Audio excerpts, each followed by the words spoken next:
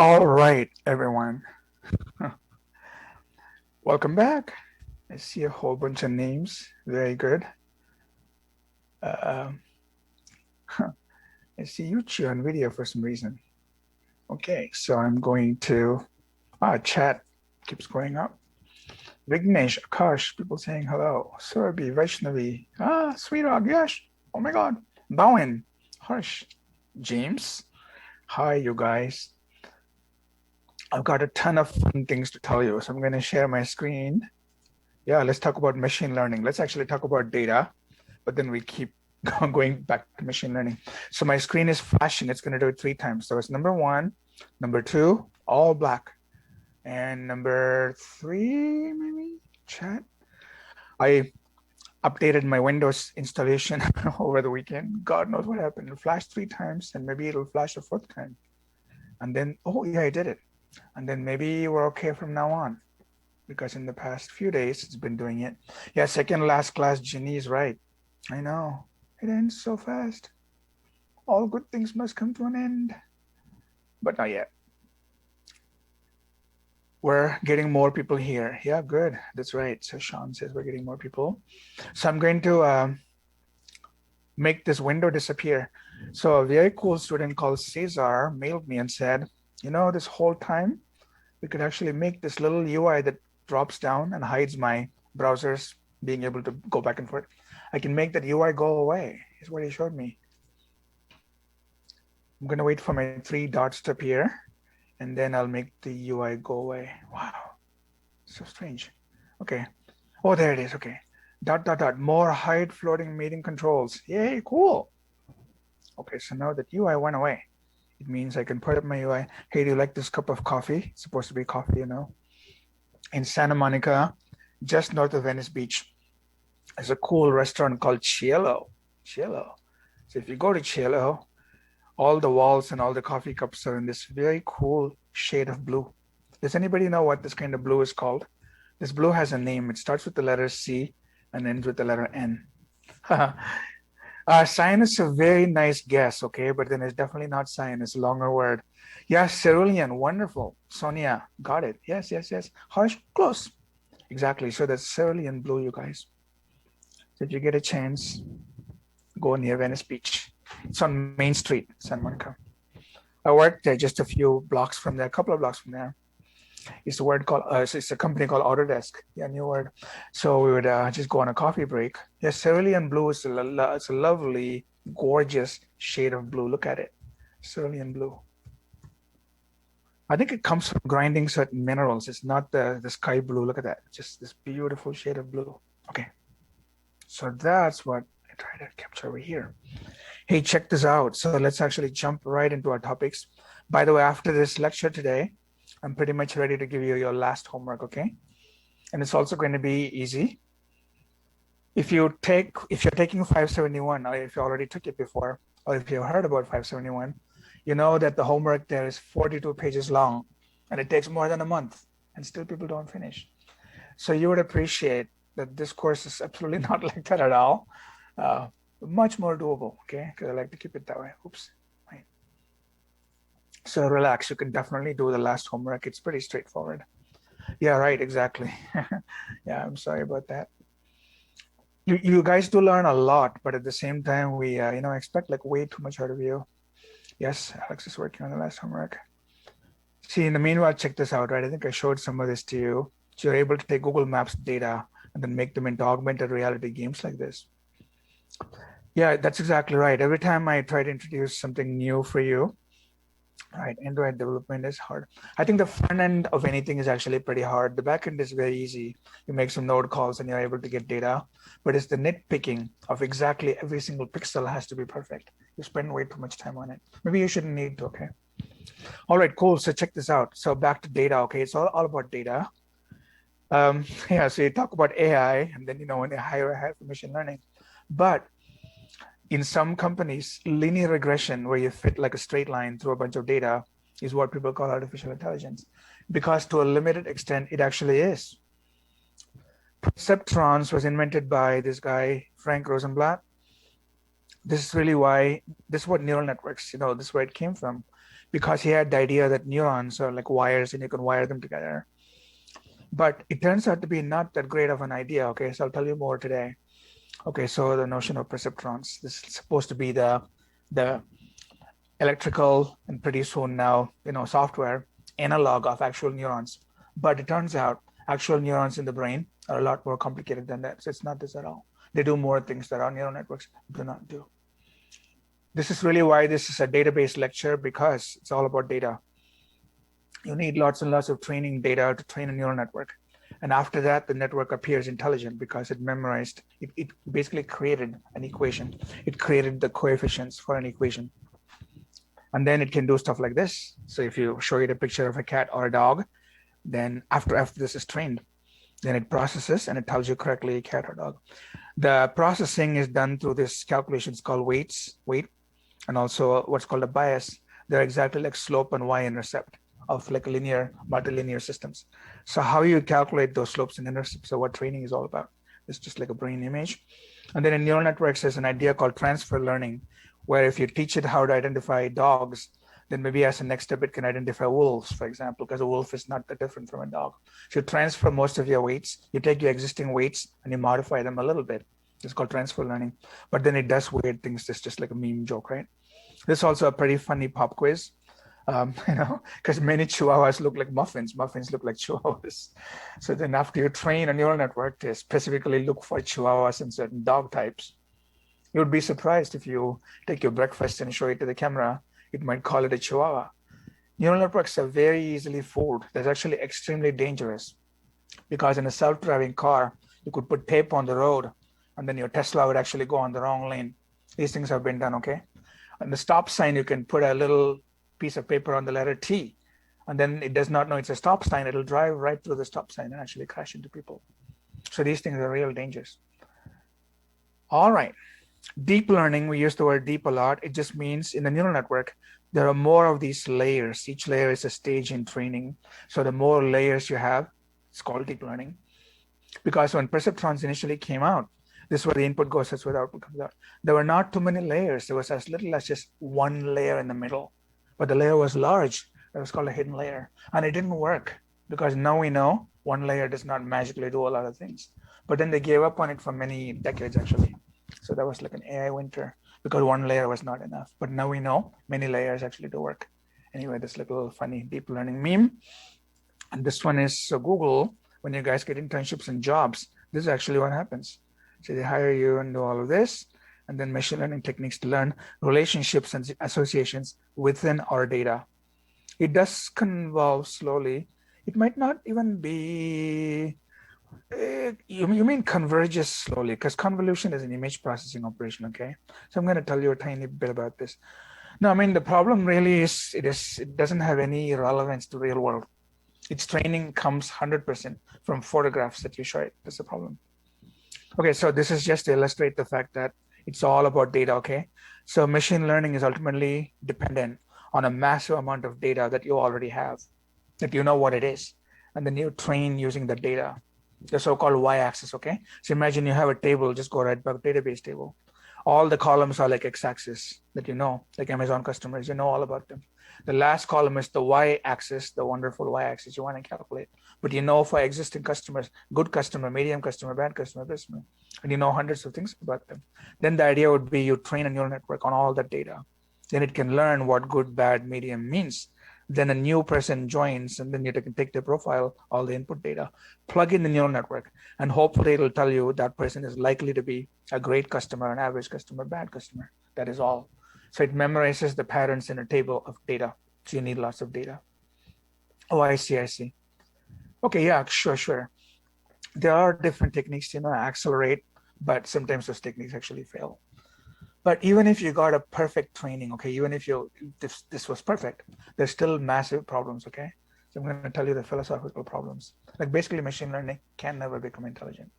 In the meanwhile, though, this is just to illustrate that in the real world, our lives are filled with so much data. Like look at all the different places where we store data, and they all have all these updates.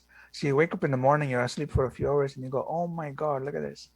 This just illustrates how much data like runs or maybe ruins our lives. So I just put up like things. And then at about 8 o'clock, maybe after we finish what we need to finish, I want to go here and actually walk you through some pretty cool things. Because yes, last class I showed you this. And then I'm going to show you more amazing things. They're all about machine learning, data, AI. Some very neat, absolutely state-of-the-art things. And I'll give you even more after tonight. Okay, so some really cool things that are coming up. Therefore, our main thing then to do is machine learning. So I went through about 9 slides. I want to finish the rest of the slides. We'll do this probably till about a little over 6 o'clock, and then take a little break, 5-minute break, and then do tools like how does all this actually get used in the real world. So if you join Amazon, Google, etc., what tools are they using? This is very useful to know, because this should go on your resume, not just the theory about how you think backpropagation works. Because Amazon assumes everybody knows this, but then you should actually be familiar with the tools. And I have some interesting, provocative, philosophical things about AI, where I think this is all like BS actually. I mean, it works very nicely, but it's not intelligence. None of what I'm going to tell you is intelligence. That's a pretty strong statement. So I'll try and back it up, and I'll tell you what I think intelligence is, if you care. Okay. So I'm going to load it one more time so our image becomes small. Cool.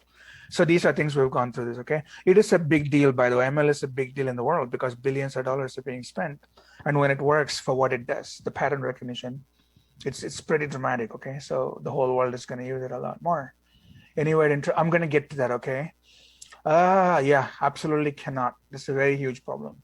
And the very huge problem is, again, because we use data and we don't know what happens in all those layers. So there's something called XAI, explainable AI, but that's not working very well. So if you wait a little bit, I'll actually tell you, okay? One of the things is exactly that. Huh? Explainable AI, it's up here somewhere. XAI. Okay. We're going to get to that, you guys, okay? It's probably before that. Okay, we'll go in order. But I'll skip a lot just only because we have no time. And the point is not to walk you through every slide, but I put it up so that you can learn on your own afterwards. So we talked about neurons. First of all, there are many kinds of neurons, and neural networks don't care about these. That's a problem. I want to give you the bottom line before I totally go out of track, right? What it is this. AI from the year 1960, so many years ago, 60 years ago, really, has entirely gone off on a wrong track. That is why AI is an absolute failure. The wrong track is this. These neurons, these actual biological neurons, exist in our heads because their purpose is to actually serve the body. Remember, you have a whole body. You have a mouth, you have eyes, you have skin, you have stomach, okay? You have a heart. And then you have a brain. So the brain job is not just to solve chess, or do logical, inference, or, do calculations. It is actually to protect your body. So when AI lost track of that one, AI did not care about the body at all. It just completely failed, okay? So AI is now highly algorithmic, it's computational. You need more and more processors, but it's absolutely the wrong approach. Even in a million years, it will not work. It has to have a body, but just wait for that. In the meanwhile, you'll have many, many, many layers of these, right? Each is called a neuron. And ultimately, it's a computational mechanism. I'll summarize, just backprop all that for you in one slide. We've done this before, but I'm going to do it again.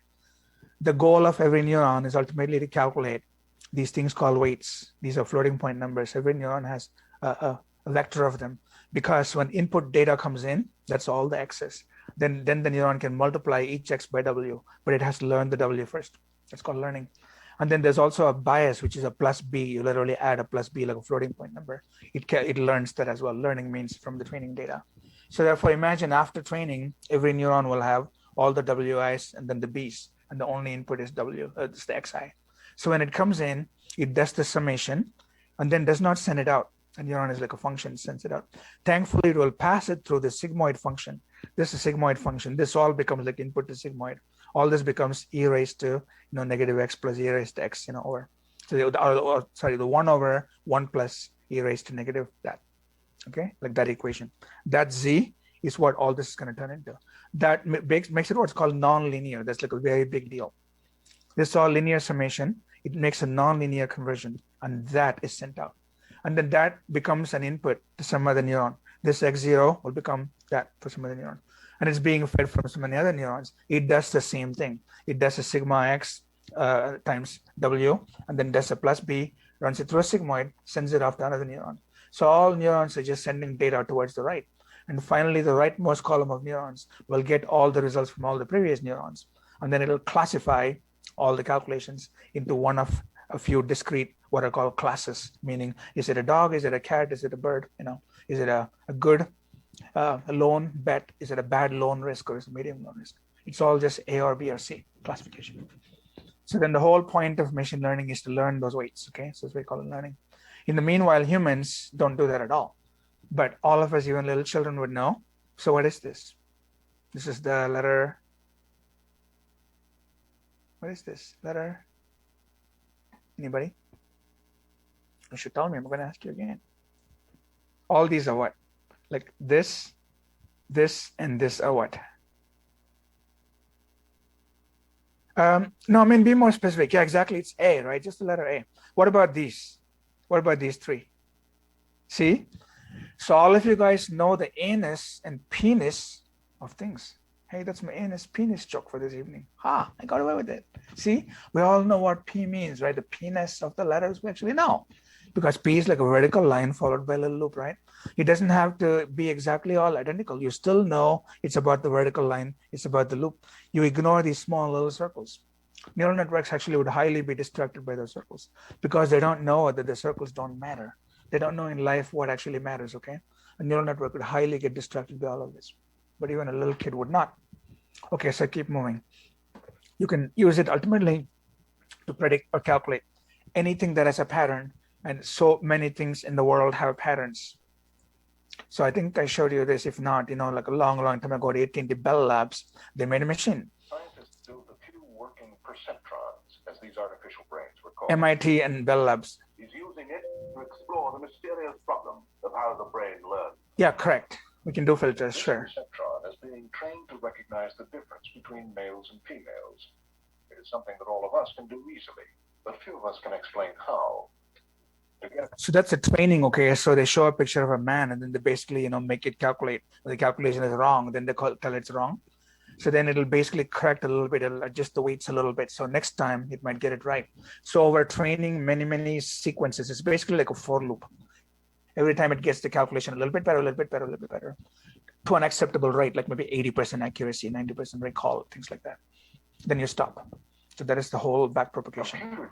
But I'll tell you a little more. Working out many complex rules about. Okay, I'm just gonna skip around. When it comes to a beetle, Transwave also causes a little heart searching. New faces it has never seen. See, it used to be so old-fashioned. They had to have a slide and a slide reader, but these days your smartphone can do it. But same idea, okay? I'm gonna move on. You can watch this later on. All right, so this is again same thing in a brain. All of these neurons are connected to each other, and then every neuron then calculates. So these are the inputs for that neuron. It'll multiply by the weights and then apply like a little sigmoid and send out. And then weights can be positive or negative, by the way. If a weight is negative, it means it doesn't care about that input. It's trying to squelch it. Squelch means squish it. Like, that doesn't matter to me. So weights can be positive or negative. And we have tons and tons of neurons, 100 billion neurons. And each neuron is connected to maybe 10,000 other neurons. It means there's more than 1 trillion connections. It's one of the most complicated machines in the world. Okay, so this is what happened in the past. And initially, people did not know about sigmoids. So they would just simply do a linear calculation and send it out. I told you, I think at the end of last lecture, if you do this, there will be 0% learning. Sigmoid is all the magic. So that didn't work, but now we call it a linear neuron. It means there's no activation, meaning there's no sigmoid computation. It's called activation.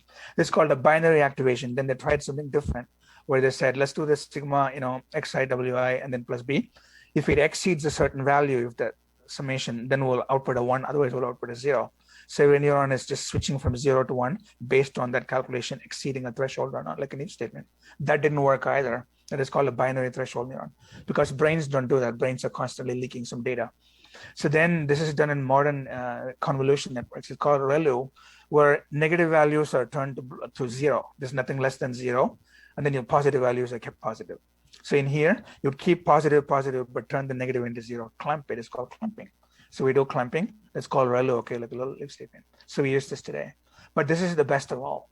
So this is the most widely used. It's called sigmoid, where you do the calculation, but then call it Z, but plug the Z into this nonlinearization and then send this result out. This made all the difference in the world.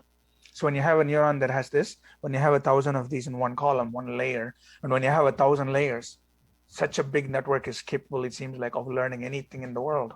And that is why you have this revolution today. And then you can make that kind of a sigmoid also be 0 to 1. That is called stochastic binary. And then the way you would switch it is based on, again, calculate the sigmoid, and if the sigmoid is less than a certain value, then maybe make it 0, and more than a certain value, make it 1. Okay, so you can do the again, thresholding anywhere on the sigmoid. But the best is still the actual sigmoid, okay?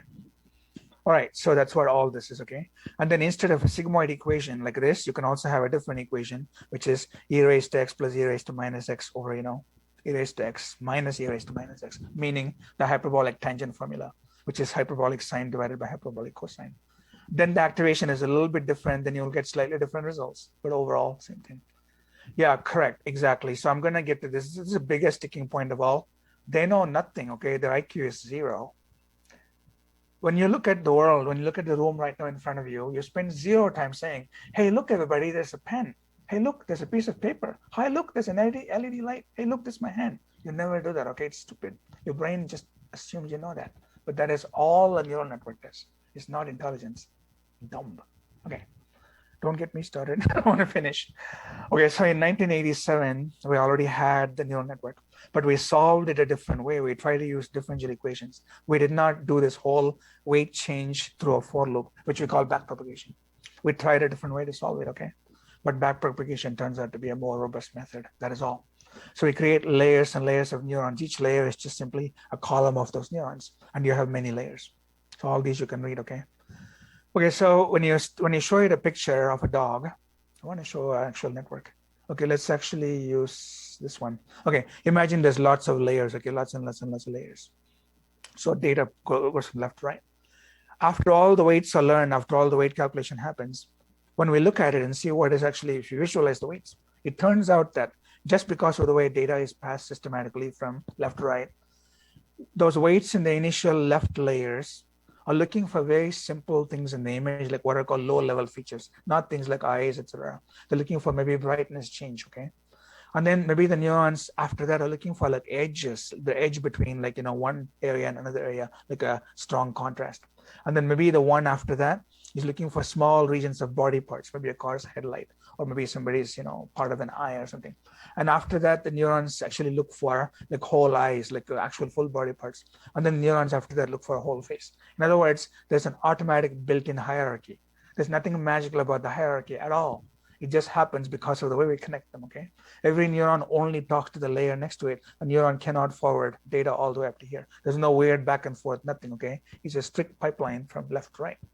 So therefore, there's also a strict hierarchy in which the way things are learned. So I'm gonna skip all of this. I've told you all this, okay?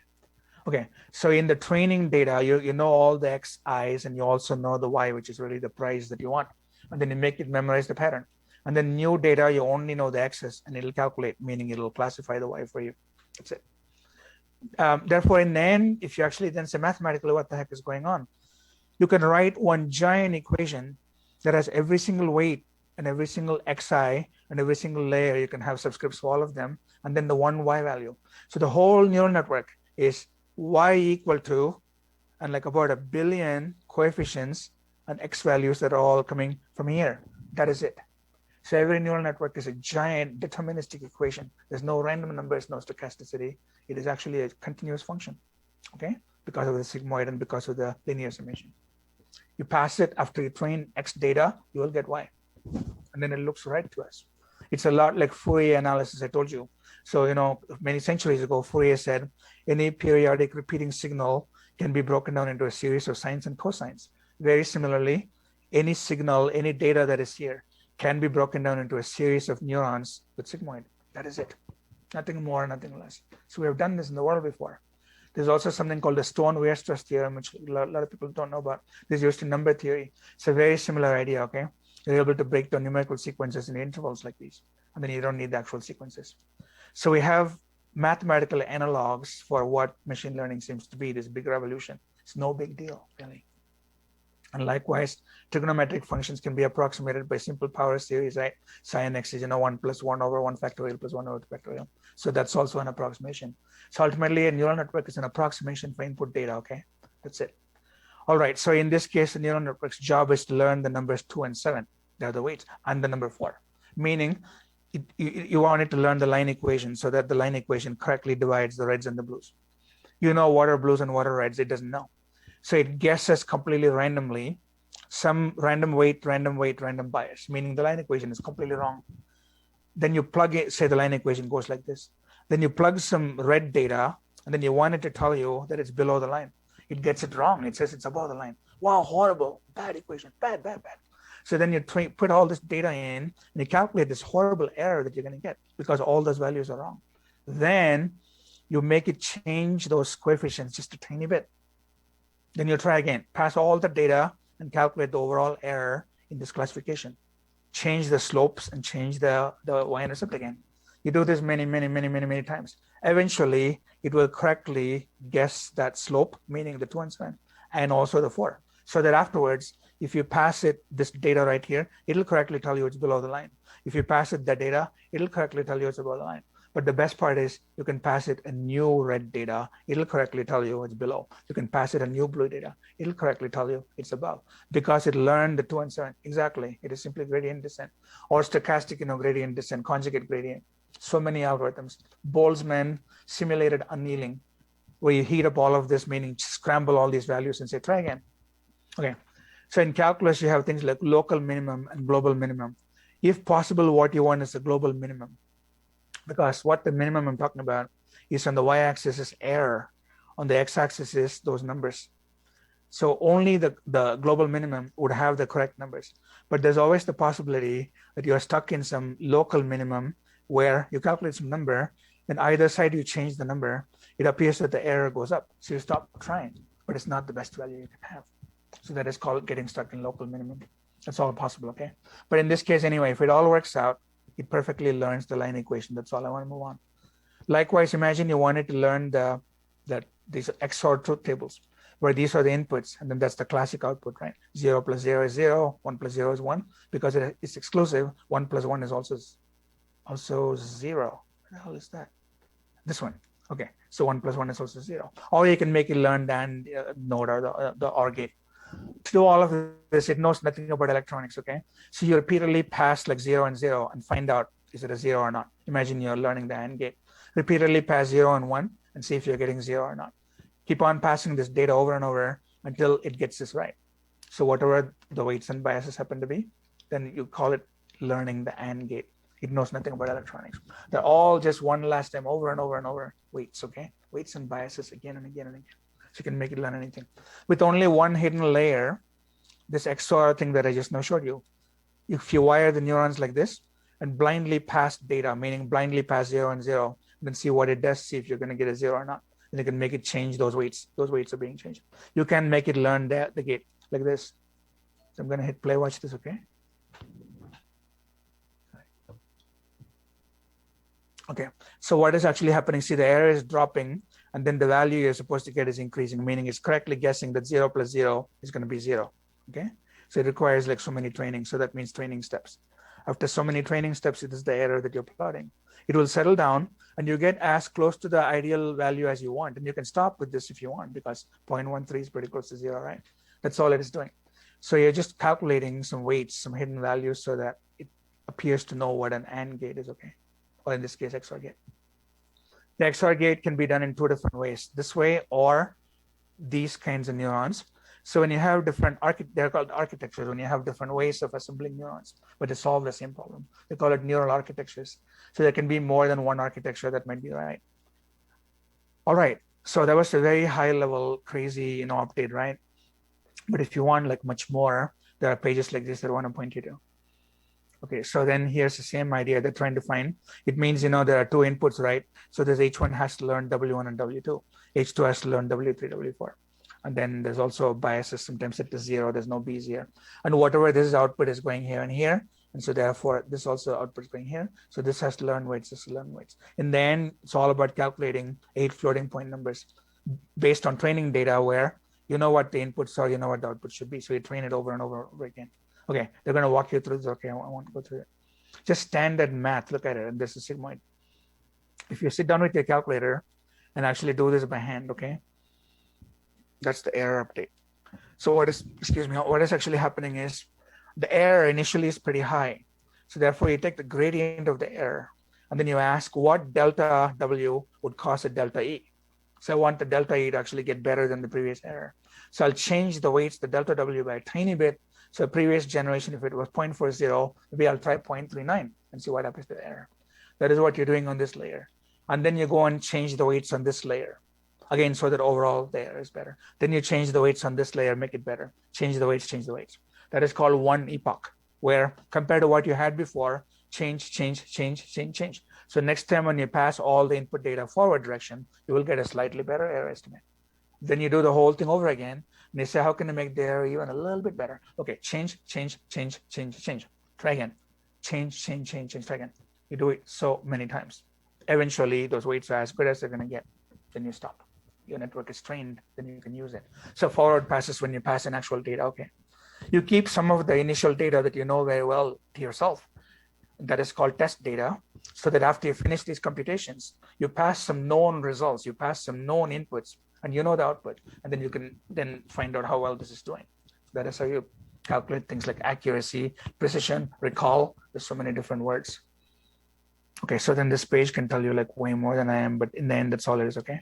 You're just updating step by step by step all those layers from right to left. That's called back propagating the error. Change the weights, and then forward propagate, calculate one more time. It's a blind for loop. That's why GPUs help a lot, because you can go from days of training to just hours of training or minutes of training. Okay, so this is why databases. You need billions of images, so you know so many hours of people driving or people talking in audio. This has actually already happened. So many terabytes of text, so many tweets. It's all coming from the data that we humans created. You label it all, meaning calculate, but like type in the y-axis. You take a picture of an orange fruit and you say the word orange. It's called labeling. You do it manually. People all over the world are paid to do this. It's a low paying, stressful, high labor, painful job, manual job, but a human has to do it because a human knows what those things are. And then that is what you're using for training. And then the weights are calculated. And afterwards, hopefully, I go to my grocery store and I find a picture of an orange, take a picture of an orange, and then it correctly says orange. It knows nothing, okay? It only knows because of this. You gave it this. All right. So we went from perceptrons to much, much better architectures like ImageNet, all that. And so the big companies, which we call G Mafia, Google, MAFIA, Microsoft, Apple, Facebook, IBM, Amazon, and then BAT in China, Baidu, Alibaba, Tencent. So the G Mafia companies and BAT are the ones that are basically doing all this. And then the things that I told you, here's the Python notebook. It's called the Jupyter Notebook, where you can download this notebook, where you just go and download it. And then you can install Jupyter yourself and actually run this step by step. If you click on every single cell, it'll run, you'll get the results. So the idea is you already know from past experience that these are blues and these are reds, okay? You want a neural network to exactly learn the boundary.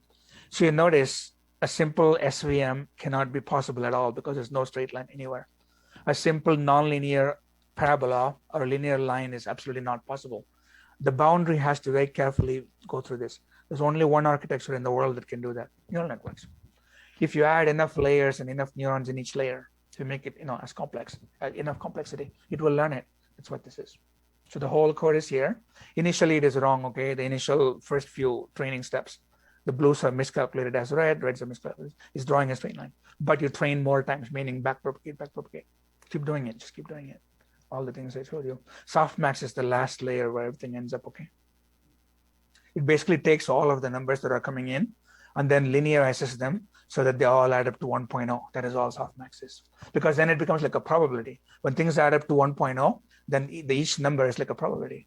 Like say there's 3 numbers that add up to 1.0. The 3 numbers are 0.6, 0.3, 0.1. So that means 60% probable, 30% this, 10% this. It means I'm going to go with 60%. Okay.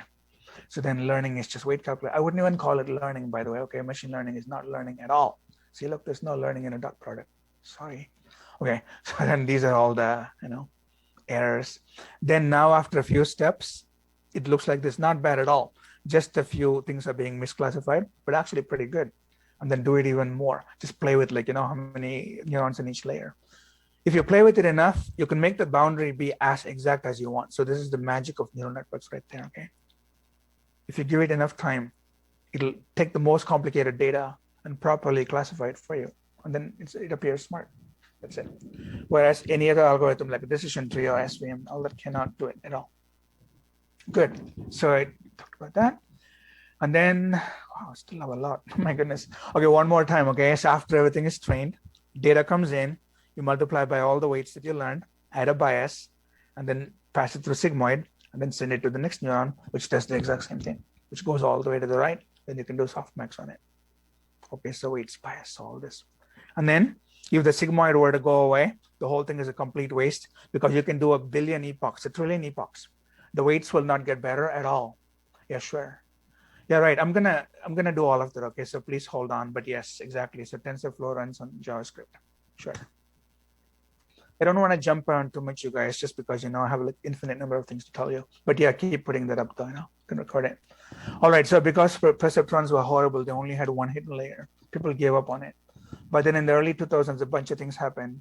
One big thing was GPUs, which we use in computer graphics, was then noticed by the AI researchers to say, wow, that also does matrix multiplication for computer graphics. Neural networks look like matrices, so we should use GPUs. And then it just took off, okay? And then DARPA organized some self-driving car competitions, where from Stanford, people tried to go into Las Vegas, by using self-driving cars. So too many things all happened at the same time. Cloud computing came along. So Amazon said we have infinite computing power to anybody that wants it. And then iPhones, had like Siri and Alexa came out. So then there was a resurgence in the whole neural network idea. The main thing that people did was thankfully add too many deep layers, and that completely worked. So now there's no going back, okay? So what we did badly was not have too many layers, and we did not have too much computing power. In the meanwhile, by the way, so when neurons died, all through the 90s, the world's largest project was not neural networks at all. It was basically what we call symbolic AI, which is human-created rules. As opposed to data, we have rules, such as every living thing has a mother. Every night it gets dark. If you run really fast on a pretty slick floor, you will fall. You'll just slip and fall. If you leave your car out for months and months outside, it's raining and snowing, your car is going to corrode, and on and on and on, okay? People only get old, they never get young. You come up with about 30 million rules. That's actually what Psych did. So I helped for a few months. For 9 months, I was in the Psych project. And the idea was with all those 30 million rules that humans apparently have in their head, magically something like Psych would become intelligent and talk to you like you and me. But the idea horribly failed. So we know that intelligence is not just a bunch of common sense. What is called common sense? It's more than that. So then people said, wow, intelligence is all about data. If we get massive amount of data, it'll become intelligent. I'm here to tell you that is also BS. So intelligence is not data, not rules. Try again. This is from my office. I actually have this in my office. If you come and show it to you. In 87, we talked about all of this. If you read this, this looks like 2021, okay?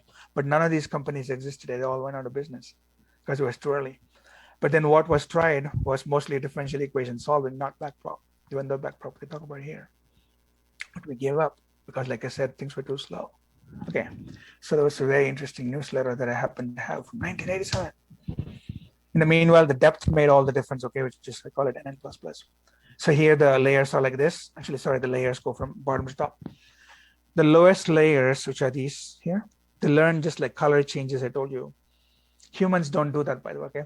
Roughly, the neurons in our eye, the rods and cones, do a little bit of this, okay? We do edge detection, there's no doubt at all. But it is not strictly like this. And what happens in the brain, by the way, what is called perception, is much, much, much more complicated than just naming things, okay? A little child names things, but afterwards you don't name things anymore. You have no time in the world to name things, okay? But that's what this does. So if you take a network and train on lots of people, lots of animals and lots of cars, it will learn to tell them apart, but it only knows what the photograph gave it, okay? All right, so then when people started doing deep stuff, all these started to happen, like Alexa started to work, and you started to know what objects are, like self-driving cars. You could parse language, Okay, so you have NLTK libraries in Python, and then it's a game changer. I'm just rapidly going through things, okay? I hope it doesn't matter, because an ML course can tell you more. So Algorithmia is one of the cloud companies, just like Amazon, and then they just tell you why is it a big deal. You can read about it, okay? I'll just do a little bit. Okay, so this I told you was a very bad idea because Lee Sedol does not play Go the way deep learning, reinforcement learning does. So he lost. Basically, it's a brute force, competition. There's no way in hell that he would win. But that gave Google more notoriety, DeepMind. So I won't go through all 3 hours. Games? I don't know. It's a really large number. Okay. So then he does it. And then what happened was, because of brute force, it's a form of brute force, it's more elegant brute force. Okay, but eventually it is brute force. His brain does not do that. He praised it. So he actually said, wow, it made some moves that I've never considered my whole life, and I'm the world champion. It is bound to happen, okay? It's almost like search through, this solution space. So by brute force, it is going to come up with some cool moves. You can just tank it and move on, okay? You don't have to call it intelligent.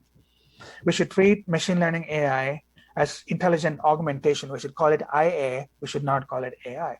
It is augmenting our intelligence. It is not intelligent at all. It is like my calculator telling me what square root of 5 is, so I don't have to know it. Okay, so AI is big. It has reinforcement. It has rules, what. Then within that is machine learning, specifically supervised machine learning data. And within that, if you have lots of layers, we call it deep learning. They're all like subsidiary each other. Okay, I want to move on though. It's all like here. It pays like hell, by the way. There's no doubt at all. See that?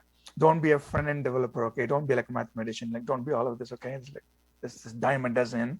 Instead, be an ML developer. This is true. They pay you for like what you know. Okay, this is good. I want to move on. Convolutional is all about image processing. If you take any image processing book in the world, they'll give you filters, like 3x3. They're called kernels, okay? For blurring, for sharpening, for edge detection. So we do them on these layers. So the hardware that is neural networks will take your self-driving car's input traffic picture and then pass it through all of these stages that I'm going to show you, because the processing is not complex enough to look at live traffic with full pixels, 4K pixels, and know there's a little child, there's a ball, there's a red light. Our machines are not that powerful yet. So we simplify the hell out of those images. We actually blur the heck out of them. You would actually never get in a self-driving car if you understood how small the traffic image actually gets before the network really analyzes it. It is crazy. That is what some of this, okay? They're called convolutions. So one example of convolution is that calculation right there, those calculations, meaning your pixel data, and then this says combine the pixels like this, like take every 4 pixels and combine them into 1 pixel. Take those 4 pixels and combine them in 1 pixel. Take those 4, make it 1, those 4. Result, 12 pixel image became a 4 pixel image. That's how you throw data away. You don't throw it away, but you combine them, okay? And then you do it one more time. So your initial image becomes this very tiny little thing, and in that little thing, you're looking for people, okay, like that. So that little calculation is called a kernel, meaning you slide the kernel through it to actual image and you get your output. For example, right, if you do this kernel, this like a blur kernel, what that means is for every pixel, take that pixel value and all the pixels around it. So a total of 9 pixels. Add all the R's, all the G's, all the B's, and divide by 9 everywhere, and replace that central pixel by this average. So everywhere you're just averaging blur, blur, blur. That's what blur does, okay? So you can easily try all this yourself. So here, this little JavaScript thing that has an image like that, and then you can apply the filters yourself. So there's this filters. For example, you click the word grayscale, it's going to do it. And then you say, brighten. It's just a filter that says every pixel multiply by, 1.1 what.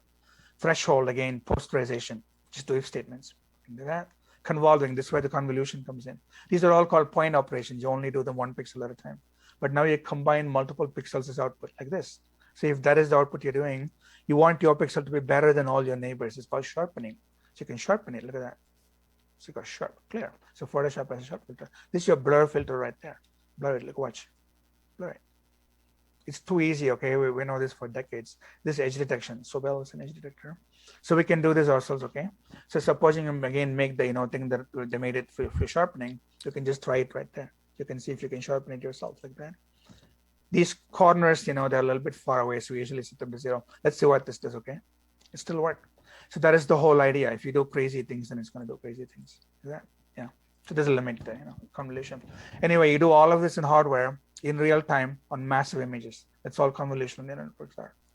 I drastically simplified for you. Okay. So again, these are the pixels coming in, and this is the convolution results, okay? But the same, don't forget, it's all the same calculation. It's a convolving. Again, input comes in, convolution, and then you can detect that it's an X or not, or an O or not. The idea is to find out if an image is an X or O. You don't have an if statement that says, if this pixel is white and this pixel is white and, then X. You don't do that. Because what if somebody slightly changes one of the pixels? So you statistically learn what X looks like. X looks like X because 2 lines cross at opposing slopes, and there's a center point. As long as you give it many, many thousands of X's drawn by different people, they have that property of crossing.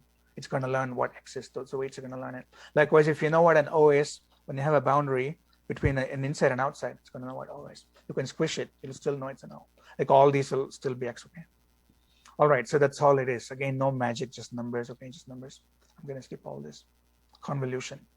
Apply image processing operations, mainly to make the image even smaller than what it was, and then apply your actual calculation on the smaller image. There's one convolution kernel that exactly looks for like the letter X, and then one more looks for this diagonal, that diagonal, that diagonal. If all of those are present, then the network is going to say, I think it's an X. Okay, so that's where we're going with this. Then this is exactly what happens. In ReLU, what happens is because nothing is less than black, negative numbers are not allowed, like R equal to G equal to B equal to 0 for black. So the next step after this is to make all this into 0, okay? It's called a ReLU layer. So after you do this operation, you pass all these pixels to a ReLU layer. So in a convolutional network, you will see all these image processing stages, like do some blurring, do some image reduction, and then ReLU. Do a blur, ReLU again. Do image reduction, blur, ReLU again. They're called stages, okay? Just experiment with what works. So in the end, that X that you feed it would get turned into a very small series of numbers. One way to make images smaller is this. So take 4 pixels values and take the largest of them, and then take it and throw the other 3 pixels away. For this one, what will you replace this with? Like what is the largest of all of them? 0.33, right? Put it there. And then take this, and then the largest of them is 0.11, 0.55 rather. Put it there, and so on. It's an image reduction step, okay? It's called the max pooling. That's the name of the layer, max pooling. You see all these names in machine learning textbooks, okay? But it's pretty simple. You go from that image to that image. What is the point? I want to make my image smaller because I don't have the power to process it. There's the ReLU, okay? So ReLU literally looks for negative signs and makes them into 0 because in image processing, you cannot have negative signs. Like damn trivial, simple operations. So ReLU, pooling, convolution, ReLU, you can organize them however you want. But the point is in the end, that X will become this probability between an X and an O, like this. So you combine all of them. So then in the end, all the inputs would then go here, then they can also go here. This one's going to look at that and see, by looking at that, it looks like it's an X to me because I have everything that I want. I have this diagonal, the cross, all of that. O will do the same thing. Meaning in the real world, the data that you feed the input image is going to go here and go here. They'll both make an estimate. What fraction is O, what fraction is X, then you take that estimate, combine them, okay? Like that. This says if you show it a picture of an X, and then 0.92, and then O is 0.51, which is actually bad, but we will still go with this. Likewise, if you show an O image, hopefully O will have a higher probability, and that's it. So this is how you organize all the stages, okay? I'm rapidly going through all this stuff, but it doesn't matter. Then that's all it is. So then it looks like magic in the sense that you take a dog, like many dog pictures, and you keep doing through all these layers, and all the weights get adjusted so that in the very end, the label would be an actual dog. For the homework, I'll actually give you 500 dogs and 500 cats, okay? I'm going to give you a photograph of 500 dogs and 500 cats. I'll give you some simple Python that has these layers coded in a library called Keras. Keras is a cool library. So you simply go on the cloud and you run it. I'm going to give you all, good instructions. It takes just a few hours. Then what you do is you train the network that I give you to recognize what look like cats and what look like dogs. Then you take a new cat or dog, maybe your pet, and then upload the image and then correctly make it classify and give us screenshots. It's basically your homework. So it's cool little machine learning homework, okay? Right. Yeah, I'm going to give you the classifier, absolutely. It's a data homework, remember, right? So you still appreciate the fact that even 500 pictures are enough to make it know like what a cat or a dog is. All right, so rapid going through. So for one neuron, for one weight, ideally, this is the weight that you want. Weight is x-axis. But what happens is for every neuron, for every layer, for every neural network, initially, before any training can happen, every single weight, every single B value, all millions of them, are all set to a random number between -1 and 1. Just imagine that, okay? Complete random garbage. It means the very first time I show a picture of a dog, it's almost surely going to say it's a cat. Then the weights are completely wrong, okay? Then the next time the weights get slightly better. That's what this is. So if the weight was here initially, the incorrect initial guess was here. You don't want the weight to get even worse. You want the weight to go this way, meaning compared to what you had, you want to increase the weight, okay? Because it decreases the error. On the other hand, if the initial random guess was here, you want the new weights to be lower, not higher, because higher would make the error worse. So that's the whole backpropagation steps. Over many steps for one neuron, one weight will hopefully end up here. Then you don't need to go anywhere because it's going to go worse. So imagine doing this for every neuron, for every layer, over and over and over and over again. That is the craziness of machine learning. There's an algorithm called GPT-3 that like says English things and says jokes and does poetry. It consumes so much resources for electricity for doing this kind of training that only large organizations in the world can even pay for it. I think it costs like $6 million or something in real electricity.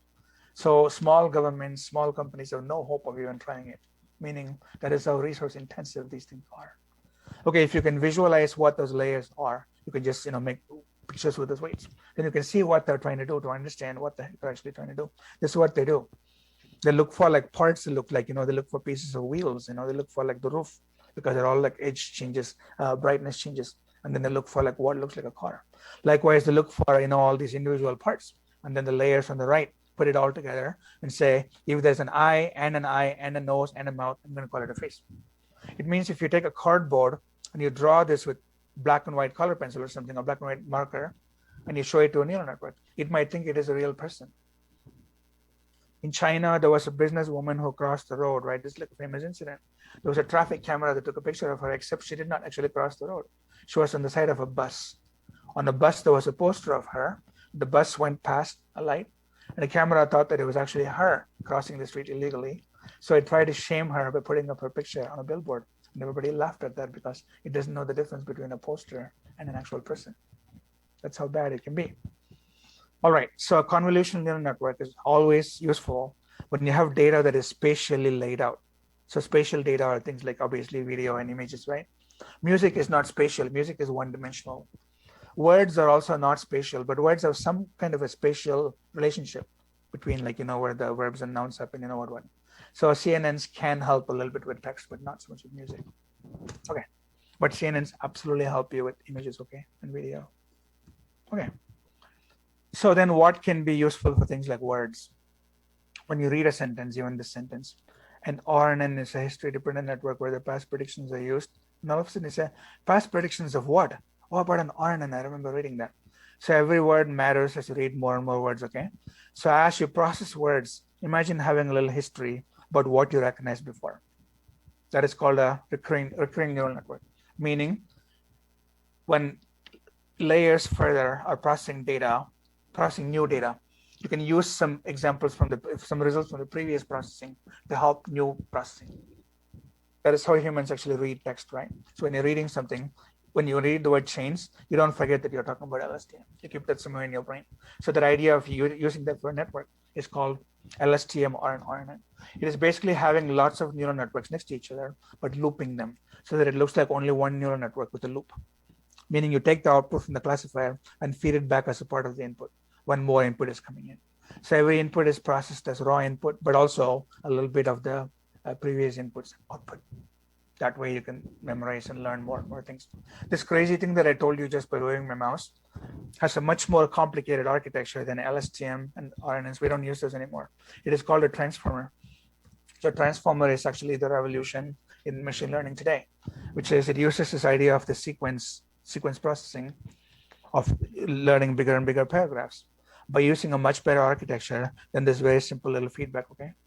They basically do multi-level feedback, meaning for the word speech, the feedback, what they learn from the word problem, and also what they learn from the word sequence, and what they learn especially, and what they learn from LSTM.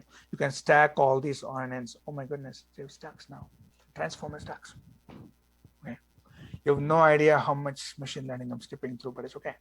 In the meanwhile, a very different way to do this is by a hardware company called Numenta. The guy that runs this, Jeff Hawkins, is amazing. He has a neuroscience PhD. So they have a different idea called HTM, hierarchical temporal memory, where they think that they can do sequence processing, like all these words they can process. They do what is called neuromorphic hardware, where they actually manufacture in silicon what looks like neurons in brains and connect them, and they sell those chips to people. And you can buy them. That company is called Numenta. Recently, the guy wrote a book, Jeff Hawkins. It is called The Thousand Brains Theory of Intelligence, because in our head, the way humans are intelligent is you process what you see, what you hear in many, many, many parts of your brain and put all that together parallel in real time. That's his theory of intelligence. Okay, so transformer, which is not that old, is a much better version of LSTMs, TNNs, TCNs, HTMs. It's better than all these basically, okay? So Google wrote like a blog post about it, you can read. This basically was a game changer to the extent that, you call AI intelligent. Like it's better at text processing than any of things before. And people took this and made a crazy network called GPT-3. First, they made GPT-3, GP, um, basically language pre-processing. That's what the P stands for, and the T is transformer. So GPT came out, then GPT-2 came out, then GPT-3 came out. Difference is the networks are bigger and bigger and bigger. Already Microsoft has something even bigger than all of these. So GPT-3 has like 215 billion parameters, meaning that many weights, okay? They calculated. But then Microsoft's version has 1 trillion. And Google, I think, is proposing like 1.25 trillion or something. It's very crazy. Like they're getting bigger and bigger and bigger. But, even if you have trillion weights, it will not become intelligent because we don't have a data problem, okay? It's not that we're lacking data. If it did not become intelligent by now, it will never become intelligent. Yeah, correct. There's something called image transformer. Good, you guys keep up with this, okay? So the transformer architecture has been applied to images as well. It's called image transformer. In the meanwhile, I'll say something slightly bad about this. So this person, Jeff Hinton, he's one of the 3 Turing Award winners. There are 3 people that won the Turing Award, the Nobel Prize for CS. Jeff Hinton, Jan LeCun, who is actually with Facebook, and also NYU. And then Joshua Bengio, who's in a Canadian university. So these 3 are like obviously top people, okay? So Jeff Hinton is the one that pushed backpropagation in the 80s more than any other architecture that made it more and more famous, so that people started accepting it. But about 2 or 3 years ago, he said, this whole backpropagation is BS. I should have never invented it. He probably knew it the whole time, I'm sorry to say, okay? But just pushed it and made it so big. And just totally just walked away. I think it's horribly irresponsible. And then he came up with something bad, in my opinion, called CapsNet, which is basically a band-aid around backpropagation and the whole neural network idea. It's a pretty silly idea, actually, but they spend so much time on it. What it is this. If you have a neural network, you want it to learn about cars, okay? You show it like a billion pictures of cars, but here's what you do. All are standard pictures of cars. Obviously, the wheels are on the bottom and the roof is on the top, right? So it learns that, unfortunately, this network learns that in a car, the wheel is always on the bottom, otherwise it's not a car. So then the problem is all of a sudden you show a crash, a car went upside down. Then the network does not think it's a car, it thinks it's a building. Then they think, what the F, right? It's a car, come on dude, it's upside down. It does not know what upside down means. So capsule is this crazy idea where you take an image like a car and artificially make more data out of it by transforming the car, rotating it 5 degrees at a time, and make a ton of cars, some of them are upside down, and call them all cars, okay, so that the weights know that they're not cars. He still does not know what the hell a car is, but you artificially, synthetically made more data out of it. That idea is called a capsule, where you literally wrap your network into a module that makes multiple copies of this and trains it. I think it's equally dumb. It is just as dumb. So the sailboat, okay, most people have this picture in their phone. Nobody has an upside down sailboat. But you can take an upside down picture if you want. But a kid would still think it's a sailboat, right? But then the machine drastically fails. Likewise, size sometimes, also throws it off. So it's basically just scaling and rotating existing data and making more data out of it. Then he calls it a capsule network. But now he actually walked away from it just like a few years ago.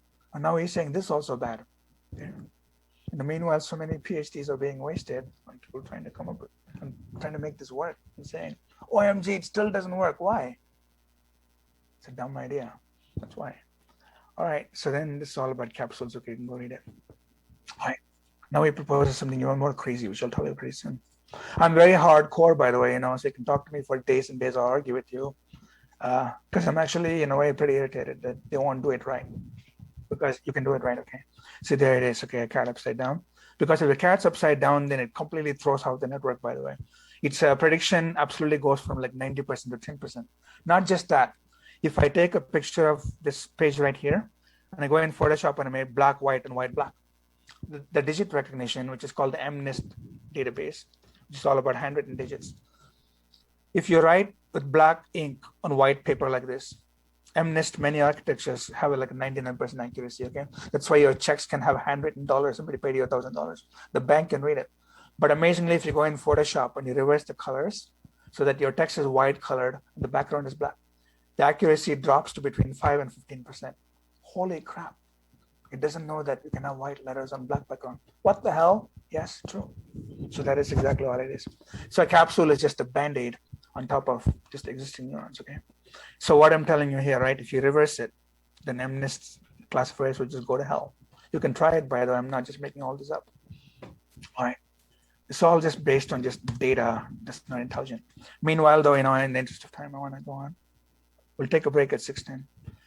An architecture is just simply how you combine those layers and what exactly the layers do, like convolution, pooling, what, okay? And there's many, many kinds of architectures. Architectures have names like LANet, AlexNet, VGGNet, GoogleNet, ResNet. As a matter of fact, if I just simply Google this, you will see what I mean. They're just different ways of arranging neurons. But in the end, the calculation remains the same. You're still trying to make weights and bias calculations, that's all. So like that, those are all layers, okay?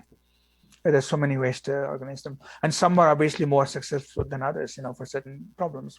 And yes, you should find the right architecture, otherwise you're wasting processing time. That's what all this is. So the word architecture just simply means, what layers and what each layer does. That's it. Okay. So keep the notion of architecture. Therefore, there's one thing called architecture search in modern machine learning, which is I have some training data and I know the results, meaning I have the table of data. So then what is the best architecture that will give me the best classification? So instead of you manually trying to come up with all these different architectures, you can even automate that. That's called AutoML. So in AutoML, the system automatically tries so many different layers and so many different combinations, and then finds you the globally most optimal classifier possible and outputs that as a result. So you wouldn't have to manually do it. That's called a neural architecture search, what I told you. It's called NAS, neural architecture search. So you don't have to manually do it. And the architecture that does it is called AutoML. AutoML also means something slightly different, which is when you train these networks, even just one network, you have something called a learning rate, which is how small do you want to change the weight from its existing value to the next value in every single loop. If you make it extremely tiny, like 10 raised to minus 8, you want to change it so tiny, it'll work, meaning it's a good idea. But your training will take many, many, many, many epochs. It might take many years. So you get greedy and you say, wow, I should make a bigger step. It's basically like solving differential equations, same idea in calculus. If you make a step size large, you will lose your maxima and minima, okay? Then that is bad. So the idea is like, how do you find the right learning rate? You can also learn the learning rate. You can use the learning rate from the previous step. That is called momentum. So then again, same idea, like how do you set the proper value for momentum? So AutoML tries many combinations of learning rates and momentums, and then does the epochs many, many, many times and finds the globally best solution and outputs that. So learning rate, momentum, they're called hyperparameters. So AutoML also is about what is the best hyperparameter. It's also about this kind of neural network search, okay? Okay, so loosely we call all of them searches, because the idea is I have all this data anyway, so I might as well find the best architecture that's going to give me the best solution. Okay, so again, skip through like massive stuff here because about data, right? So therefore, if you don't have the proper architecture, it's not efficient, or it's not performing accurately, meaning the prediction accuracy is pretty low. People won't use it. Okay, now comes another great idea. So this is very neat. What happened is, what if you took two neural networks? This is the original neural network where you feed it some data, train it, the new data, it'll properly classify it. But now what if you could run it in reverse? What if you could take some data, then pass through literally the network on the other side and create the input data? That's called a generator. That's what this is. What if you then do both? What if you generate data, meaning I'm generating some images, for example, or music or words, for example, from random noise initially, right? Because initially that's what you do. You recognize something, you say, I'll pass in some data, you tell me what it is. And you're running it in reverse. So literally take random values and generate some random face out of it. For example, like a face, somebody's face. And then you take the random face and you give it to this network, which has been properly trained on many real faces, like a human face, to gauge the accuracy of this face. And it's going to come up with a value. At first, it does not know what a human face looks like. It's random numbers, and all the weights are completely wrong. You get a horrible thing that looks like what a kid would draw for a face. Yes, autoencoders. And then this network will then take that and say, wow, trash, your accuracy is 0.05%, go to hell. And then what it'll do is simultaneously adjust its own weights so that next time it tries it, it gets more smart. In the meanwhile, the error is propagated here. All the weights change. So next time I try, my human face looks a little bit better actually. And then you get, now what do you think? Well, not bad compared to before, but still you suck. Okay, I'll adjust my weight, I'll adjust your weight. This happens a lot of times in the training phase, okay? Then after a while, what'll happen is this generator gets so damn good that I can pick any bunch of random values, just random numbers, and pass it and give it. And this cannot tell the difference between a real face and a fake face anymore. At that point, the training is done. Throw all this away, throw it all away. You deploy this live in the real world. And if somebody clicks on it, every click generates random input vectors, and out comes a perfect looking face. But except it has no idea what the hell it's doing, but it's amazing. So I'm almost like a split personality. On the one hand, I praise it because it looks pretty cool. On the other hand, I say it's horrible because it has no idea what the hell it's about. If you want to read how this is done, it's here, okay, StyleGAN 2. This is completely randomly generated. So is this. So is this. These people don't exist, okay? Because the network learned from millions of faces what eyes look like, what eyebrows look like, what hair looks like. It is putting basically a million pieces all together and blending them. So there is nobody in the world that exactly looks like that. And it is pretty good. Yeah, it is impressive. The version 1 for StyleGAN was very blurry. You could see crazy artifacts. For example, you would see a little gap right there because it glued somebody's ear on somebody's face, okay? But the StyleGAN 2 is actually great. It's pretty good. You can use these in games. You can use them in virtual clothing catalogs, and you would not have to pay models anymore. I won't joke about it. Does anybody know, can someone guess whom this looks like? Somebody from USC. Okay. Not Carol Fold, that's a great guess. Somebody from AI actually. Anybody? At ISI, okay, I'll let you do the comparison, okay? So take a good picture, mental note, take a picture if you want. At ISI, we have a researcher. No, not Maya, that's a close guess. She's not by ISI. This person actually was the head of the American Association for Artificial Intelligence for a few years. AI. Looks a lot like her, but I hope it's not her. It's completely random. It's funny, you guys. Okay, so number 1. That is what a GAN is. Generative adversarial network. This is called an adversary. It's the enemy. Exactly, Yolanda. Perfect. Perfect. I'm sorry that there's no way we can go back and there's no way at all we're going to get that again, okay? It's literally 1 in a billion combination. Yeah, it looks so much like Yolanda Gill. Exactly. It's crazy, right? So just by coincidence, someone looks like Yolanda. We should take a break. Not girl name. What the hell? Yolanda Gill. You see why I said that, okay? See? I, by the way, have an uncanny ability, it looks like, from my childhood, of telling what face looks like what other face. People are amazed when I point that out. Okay. That was funny that Yolanda all of a sudden popped up. We'll do a few more things and then we'll take a break, I promise. All right, so this combination is quite wild because you can use it on real music and then fake completely random noise like music and eventually make it sound like Beethoven or the blues or actual storylines, actual poetry, haiku, random garbage words. And after a while, the GAN starts generating haiku. So it is wild how neat this is. So this is the whole error propagation I told you, okay? So you adjust your own weights and you also adjust the generator's weights. After a while, you don't need any of this, only the generator. And look, actually using noise. So every noise, so by noise, what I mean is, there's what's called latent space. So all those layers learn what you're trying to feed it in completely unnatural, non-human ways. But it's learning something, meaning those weights are changing. So you call that learning, those axes in which the learning is happening. We call them latent space. Latent space means some kind of a mathematical axis on which it is obviously figuring out something about the pattern. It is maybe not what your brain does, but it's figuring something out. So that's called latent space. So imagine all the faces it was trained on is maybe 100-dimensional latent space, okay? It just means 100 axes all 90 degrees to each other. That's an infinite space, meaning I can put my finger anywhere on that 100-dimensional space. Where I put the finger would have 100 values, 1 for each space, right? 1 for each axis. That is all this is.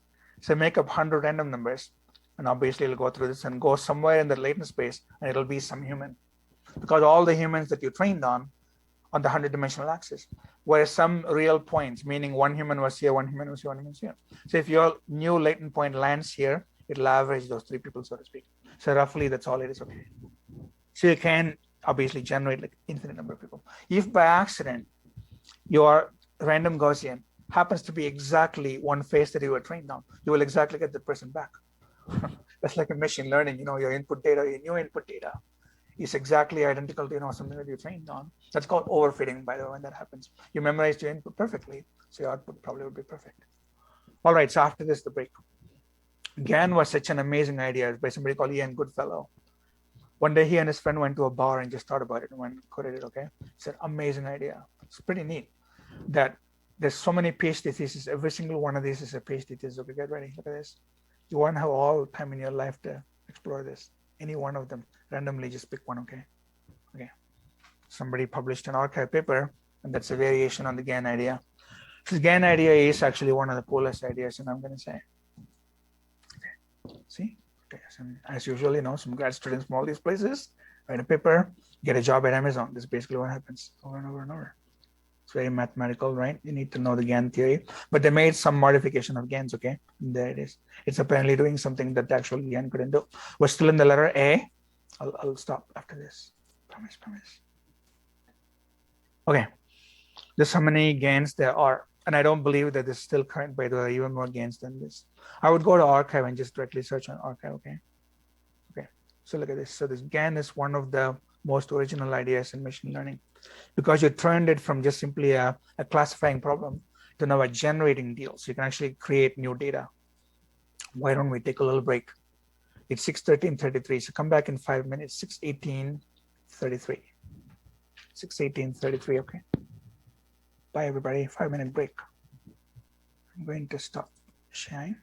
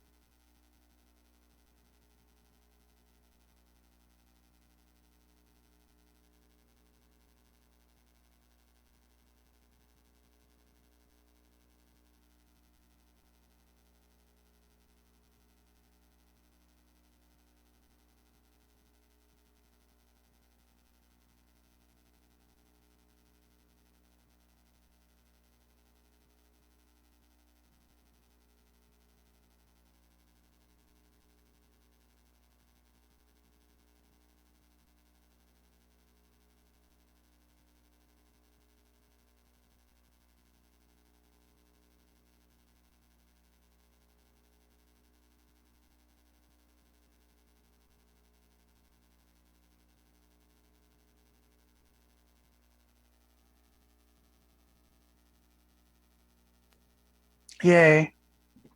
Okay. So we're back, but my screen is flashing once, twice, maybe two more times. This is so crazy. Some new Zoom behavior.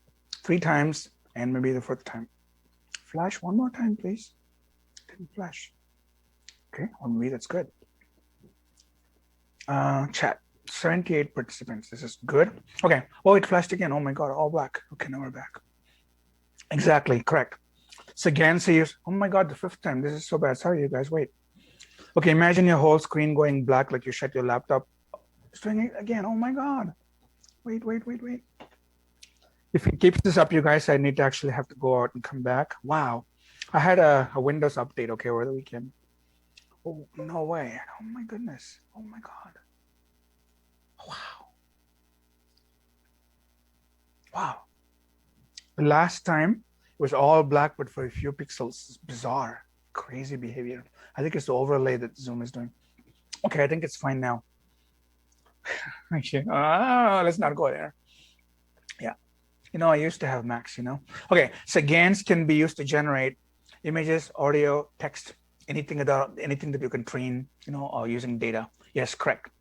So let's actually then pick up. I think it seems stable now. I hope, fingers crossed. Hide the floating controls. Yeah, so for all the, scolding that I'm doing, because it's not intelligent, but it is actually very interesting what it's able to do. So I'm going to say GAN synthesize music, okay, really fast. You can make it sound like synthesized. You can make it sound like any blues player, any guitar player, any classic musician, because it learns the patterns in how they use those notes, okay? So GAN synth, make music. This is a Google project, by the way. So somebody brought up TensorFlow. So TensorFlow is just simply one architecture. It's actually a data flow architecture that Google proposed, and I have some slides on it, where you create entire neural networks, where each neuron is like a little box, because that's ultimately what it is, data going in, data going out. And all those data in and out have only one data type. If you wrote a function, the input parameter list is A, B, C, D, but A, B, C, D are all the same type. The type is called a tensor. And then the function is returning something, probably returning many things. They're all tensors. So that makes it easy to program, okay? So it is simply a way to program like neural networks. Okay, then they used the TensorFlow idea and made something called Magenta, Project Magenta. It's all about arts, okay? Like how to use it for making audio, video. I'm off on a tangent here, but it's okay. So then they show you how you can use Magenta to actually make music. See, like that, they can do Bach.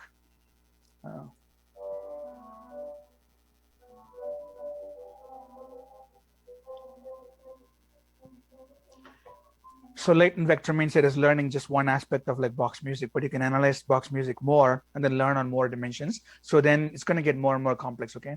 I mean, you guys should go into all this another time. But see, GAN synth and these other architectures. So they'll probably tell you that GAN synth is probably doing the best job.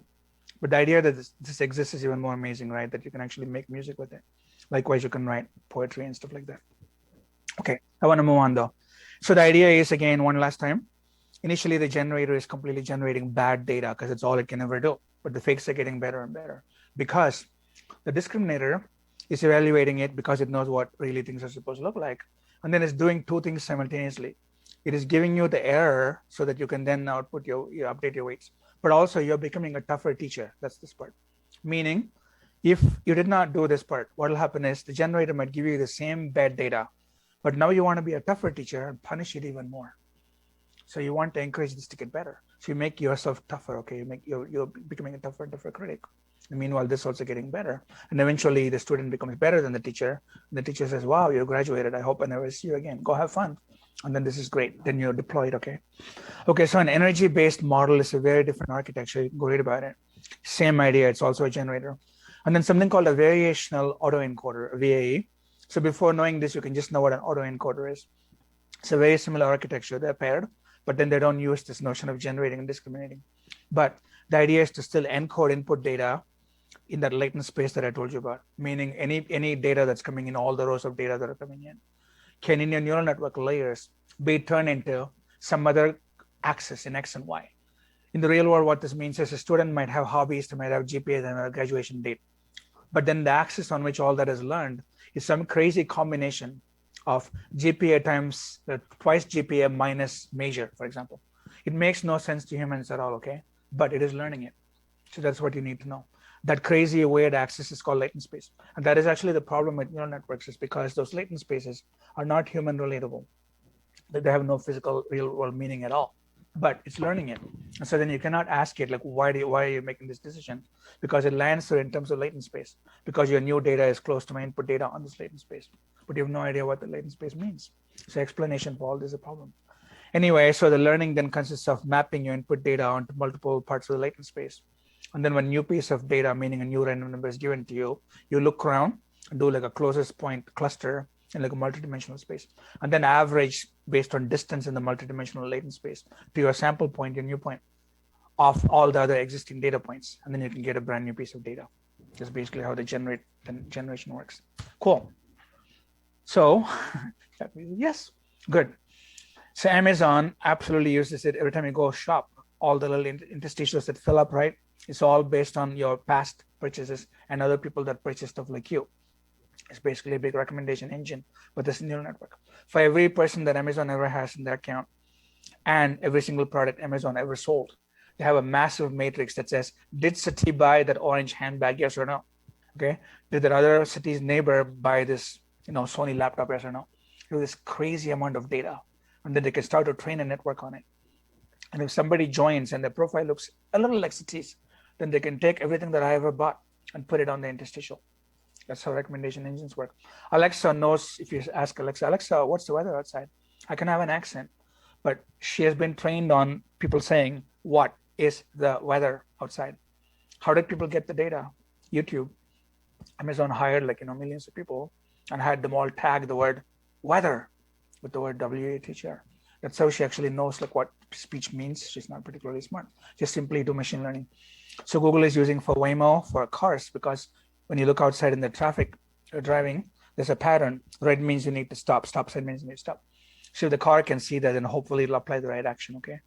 But that's easier said than done, so don't get me started. Meanwhile, TensorFlow, I already told you what this is. Tensor is just simply a multidimensional array. I'll actually show you a little meme for that. Then it's ultimately a Python library, although now you have JavaScript ports and things like that. Download the library and start doing things, okay? It is very easy, actually. So they have all kinds of his clothing. There were all kinds of examples right here. You can go and look at it like this. And the whole thing is one library, TensorFlow, and you call it TF. Then it's always like TF dot what, it's pretty simple. You can run this on Google's cloud called Colab. In fact, your last homework, you will run it on Colab, so you can wait for the instructions. You will put all this on G Drive and then just hook up the Colab GPU to it. They give you a free GPU or TPU, so it'll be faster than your laptop. Anyway, just keep going, okay? They use Keras. And then this all just data pre-processed. See, that's like somebody's shoe or something it looks like. In the end, it will learn what a shoe looks like, or what like a pants look like, because they have the little gap there, right? And the shoe has like a weird gap on the bottom. And then you show it your shirt. It'll hopefully tell you it's a shirt. And then all the inputs and outputs are all expressed, all the pixels for the clothing, in terms of this multidimensional list called a tensor. That's all it is. Okay, so TensorFlow is a pretty cool API. I want to tell you so much that it's not even funny. So DeepMind was a separate company that Google bought. So now they're part of Google, so they do all of this, okay? This is how they want to monetize all this in the future. And yes, they most certainly did this. Protein folding, the way real world proteins fold, all the carbon, the nitrogen, all the atoms fold, is pretty amazing. It's based on something called molecular dynamics. It's very hard to predict, given a formula or given amino atoms, how the folding is going to look like. It's basically, you need supercomputers. So now they can use machine learning on existing proteins to teach what the folding looks like and give it a new protein sequence, and it correctly predicts the fold. So it is absolutely a grand challenge, and yes, they solved it. You shouldn't then start saying things like, we don't need pharmacists or drug design people anymore. We have an AI drug designer, so it knows what chemistry is, it knows what atom is. That is all BS, okay? So when people say that, that's when it ticks me off, and I tell them, no, it's none of that. All it is you fed it existing protein sequences and chains, and sure enough, it's going to learn. What did you expect? Machine learning, by the way, is guaranteed to work. So that is protein sheets, by the way. So the idea is, you take existing protein sheets, and then it has a pattern, and then you taught the machine the pattern. Okay, so I'm just going to go. We started to try and speed up the solution to the protein folding problem. When we started CAS in 1994, I certainly was naive about how hard this was going to be. It was very cumbersome to do that because it took a long time. Let's see what are we doing still to improve.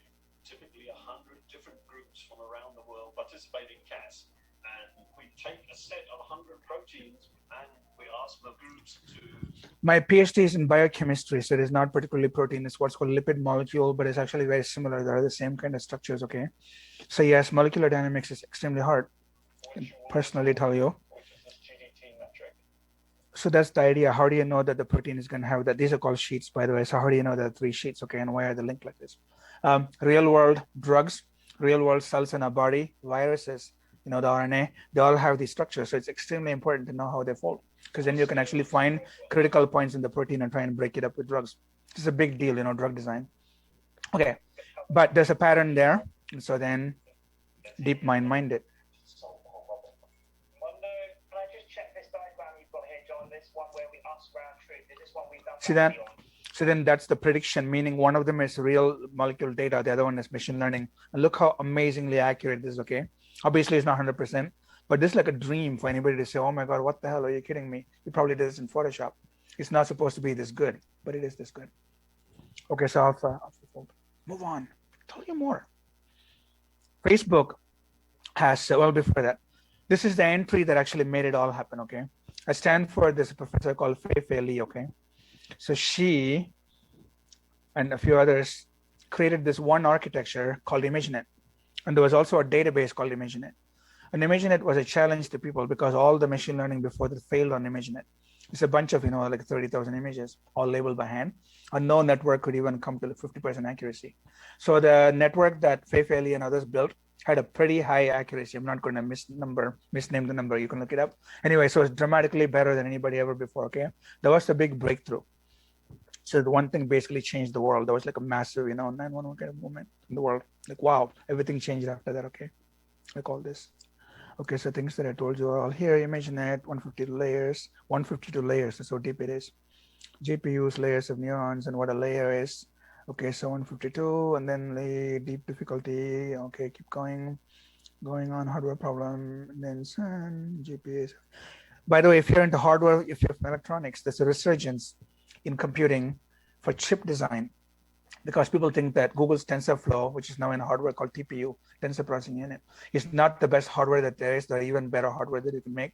There's so many companies in Silicon Valley are forming just with the dream of coming up with better architecture that does tensor calculations better than GPUs, better than Google's TPUs. Okay, so I didn't find it, it's okay. So this one is a Python library, okay, for like neural networks, so CNTK. Skype translator is where all this is practically used. So because of this, you can have a Skype call with somebody in Germany, for example. And then you can say, how are you? That person would say, wie geht's? That's what they hear, because it translates English to German. And then they answer something like, wie geht's good. And then you hear very good. It translates in real time. Okay, that's how good it is. But it also fails spectacularly.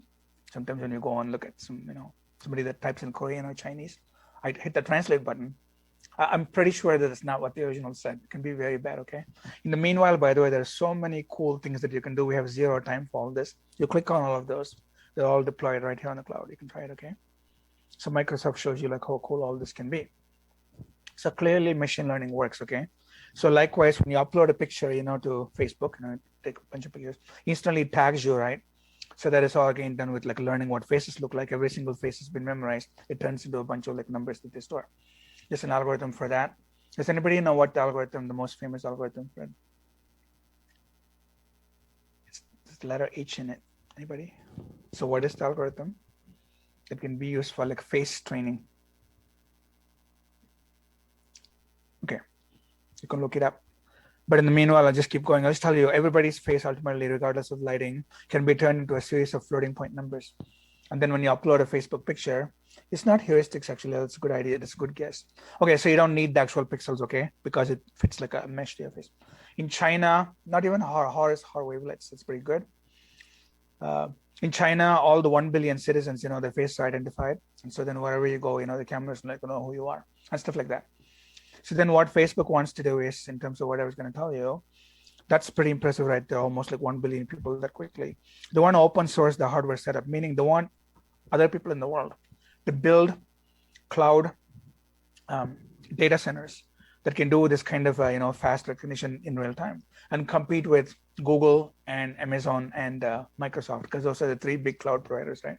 So Facebook idea is to open source a good design that they're going to have. They haven't done it yet. Okay, moving on. Deep learning. Yeah, Instagram, everybody uses it. Okay, you can even read text in a t-shirt. That is pretty cool if you upload to Instagram. So IBM has something called cognitive toolkit. It's a bad word. Cognitive actually means how the, no, keep going though, it's not even that. Cognitive is how the brain works, okay, how the mind works. There's no mind in here, there's just a matrix. So it's highly misleading to use the word cognitive, but that's what they call it. Okay, so IBM has cognitive stuff. And then they made an API called Alchemy that people can use. Read about it. But in the end, it's basically their version of deep learning, okay? Nobody has anything better than deep learning. Not even that, that's also very good. Wow, okay. Yeah, maybe they should call it Watson Analytics. That's ultimately what it is, okay? Meaning these big companies are all trying to make money, with the big clouds that they have and the massive efforts that they put in to train all these networks. And why not? So I'm just showing you the players. Remember the slide title was the top players, okay? Okay, so Apple uses it for these obvious reasons. And then all the Chinese companies use it, and even other companies. As we speak, so many people are watching shows every day. So they have, just from the past year, because of the pandemic, so much data, like 100 million people or more piece of data about what people watch. Then they can mine it all for years and years. They use it to basically give you a credit card or not. LinkedIn also uses it to see what employers should target what students, believe it or not. They actually train the network on you guys, and then employers can very easily be directed, not even LPBH, to be directed towards the best candidates. So they don't have to sift through a lot. So in the interest of time, again, I'm going fast, but not faster. AI hardware, I just told you, there's a resurgence in Silicon Valley and other places to come up with FPGA designs, which will become real designs for AI hardware. Initially, it all started with GPUs, which is my field of graphics. Like in game engines, you find them in PlayStation, right? That's where you play real-time games. Because each GPU has like cores. A core is just a small piece of memory and processing. So 500 cores, 1,000 cores. So you can train all these in parallel. Meaning when you have data, and this neuron, what, right? Data is being simultaneously fed to all the neurons. Those neurons in a layer don't talk to each other.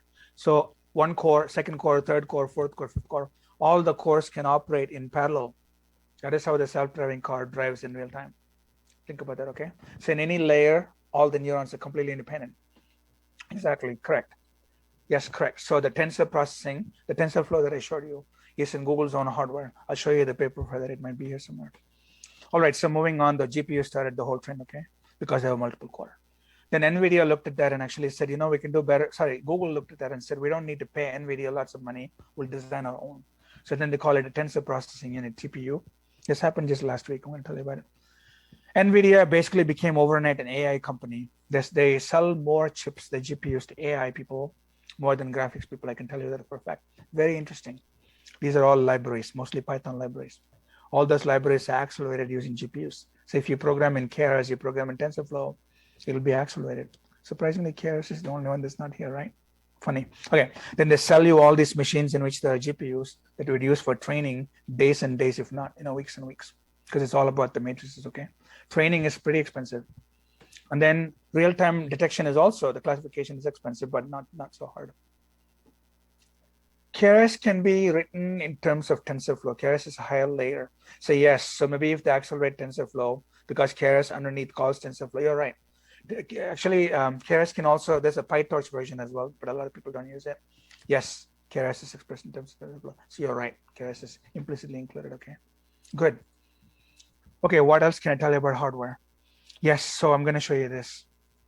Actually, Google has Waymo. NVIDIA's car is actually very interesting because they have no windshield, okay? They trust the car so much that the windshield is completely opaque. You cannot see through there. Where the headlights are, there are two cameras. So it's all based only on what those two cameras see, okay? I won't play all 8 minutes, but it's fascinating. Just to show it to you, let's now see what it can do. That is Jen Huang's distinctive voice. I'll always recognize that. He always has a black leather jacket, by the way. A Taiwanese founder of NVIDIA. Mike heads up the development of our neural net. And Mike, what are you going to show us today? So why don't we start with the Kitty data sets? This was developed with Data everywhere. Toyota. And so it's one of the standard data sets that's used to test the ability for things to detect objects. There's also a few other parts of the data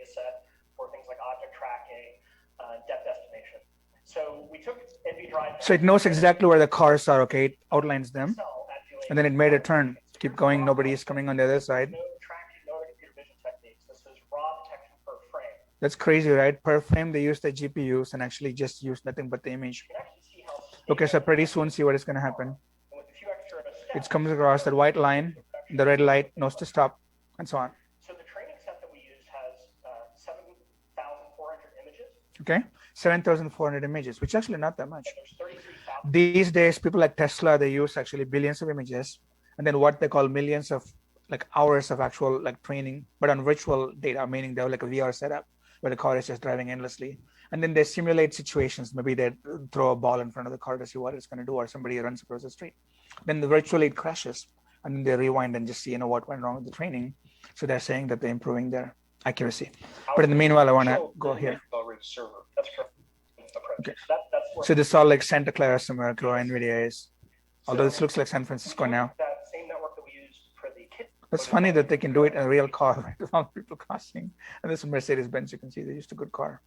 All right. There's that hand coloring in. Look at that. All the people, all the cars. See, that's really what your life depends on it, right? I mean, that person's life depends on your camera doing the right thing. Turn it over. It's OMG. All right, so then you have that, and it's pretty impressive. And then it only has 37 million neurons, okay? Our brain has 100 billion, so I'm just joking about that. And then Microsoft, again, made face recognition. I want to just show you the links and like not tell you too much. Everybody has good face recognition now, okay? Okay, so HOG, you guys. HOG is the algorithm I was looking for. Histogram of gradients, okay? So please look up a really, really cool. I see. Hopefully after all of this, you would sound very knowledgeable, okay? I'll just give you all the terminology. Obviously not lying to you. I'm not going to lie to anybody. But you will know like what people are talking about without the math. I can guarantee you. Okay, that is the algorithm that is used to turn a face into a bunch of vectors and then just memorize the vectors, okay? It is such a robust way to actually do like face recognition. Poor guy. Okay, so then you have like all this, right? Moving on. Yes, so Intel then bought this, chip. So Intel again does not want to be just good old Intel. They want to start making AI chips, okay? Too many people are trying to do this. And then these three companies, these are like, Japanese companies, right? Fujitsu, Inspur. AMD, again, they have, standard CPU and GPU chips like ATI, Radeon chips, but they're also doing GPU acceleration. Everyone that has GPUs, graphics GPUs, are now using it for machine learning. That is the story. And the young startups are saying GPUs were meant for graphics, so it is maybe not the best fit. We can do better than you. So Google did TPUs, right? Google has actually a TPU paper, that I don't have a link for here. It's okay. They'll actually compare GPUs and TPUs, okay? It might be actually in some like one of Google's, probably here, there. Yeah, they give you like lots and lots of specs so people don't think it's vaporware. In any case, Waymo, their self-driving car unit, is fully powered by these TPU accelerators that are running TensorFlow. They don't pay NVIDIA money anymore, okay? Okay, then that's what this is. All right, so you can read about it. TPUs, GPUs, CPUs. Any of the above. Intel has many of these. One of them is called Neural Compute Stick. It looks like a USB form factor accelerator. It's a hardware that you plug into a USB port. And that hardware can then do the training and the recognition, okay, like that. So therefore, your CPU is not doing that. Basically, it's like a math coprocessor, but not a GPU either. It's more like a specialized hardware. So you can read about it. Movidius is the name of the architecture that actually uses this. Movidius. Okay. So you have Intel getting into computer vision. And what else? Yes. So these are some of the newer companies, okay? There's many more than this. Basically, every week they form. Go to Silicon Valley. You'll see. It's neat. So all of them are doing the exact same, they're getting money, they're getting seed funding, and just saying, we can beat them all. It's neat. Maybe they will. So someday we'll have crazy cool hardware. There's also chiplets. AMD has a cool idea called a chiplet that you can read about, which is entirely different from all of this. And then Intel, like I said, not just has only that, but they have something called Nirvana. I think it's called Neural Network Processor, NNP. So this notion of Nirvana, again, they have a separate AI division now. Read about it. Let's quickly look at this.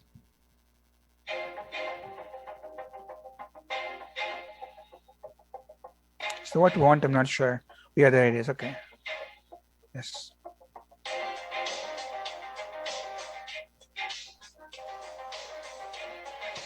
Look at all things they can do, right? All things we talk about.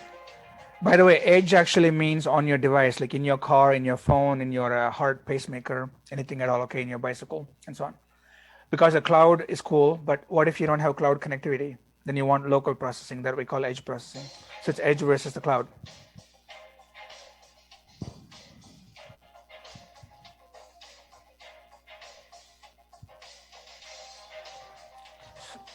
So like that, they're saying that 13x more than like an NVIDIA GPU. So they don't want money to go to NVIDIA. They want you to buy Intel chips, okay, and so on.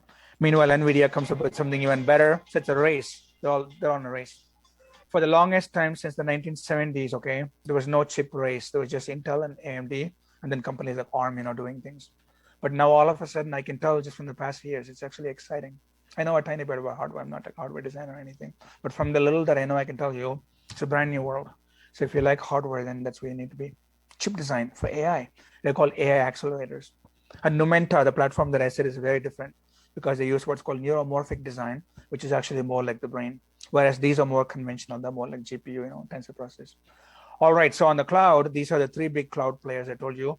Microsoft Azure, Google's GCP, Google Cloud Platform, Amazon AWS, Amazon Web Services. They all have cloud APIs. So on those APIs, they give you raw computing and storage power.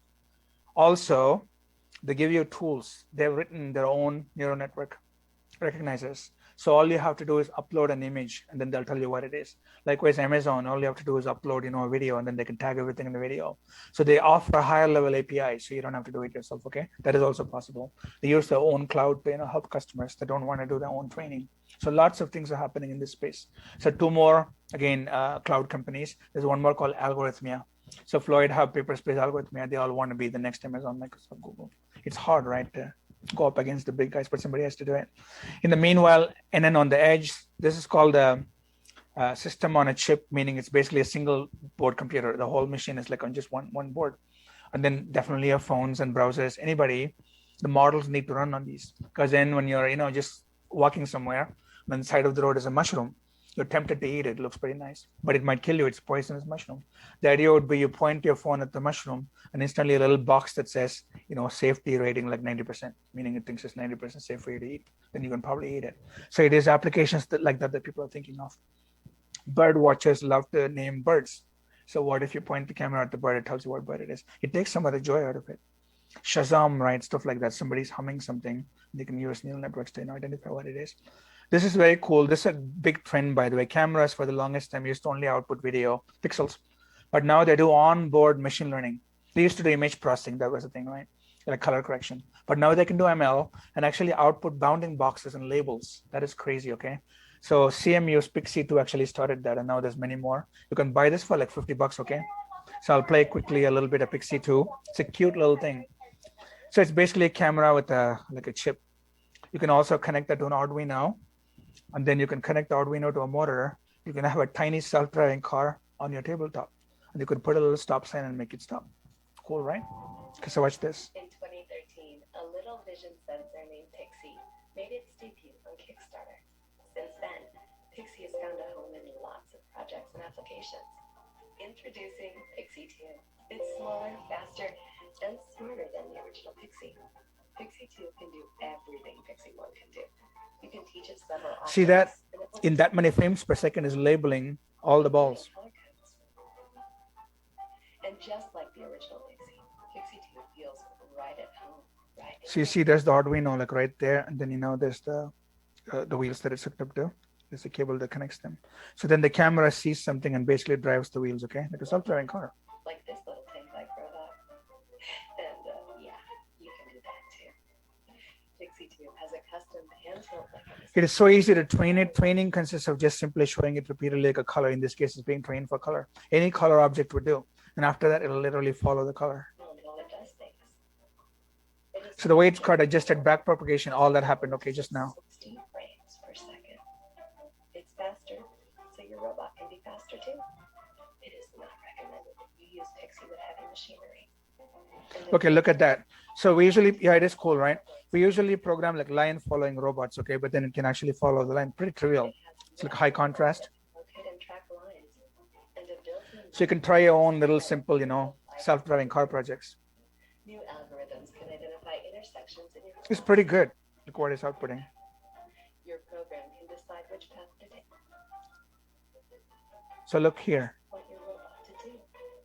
Up to 16 different signs can be identified. So this is a toy version of a real car. So if you guys actually play with this, then a real car company is going to consider you because they just ramped it up. Okay, but same idea. And then TensorFlow, one of the students, Yash, brought it up, right? Yeah, this is actually very cool. I think today you can do that, but it's a cool idea.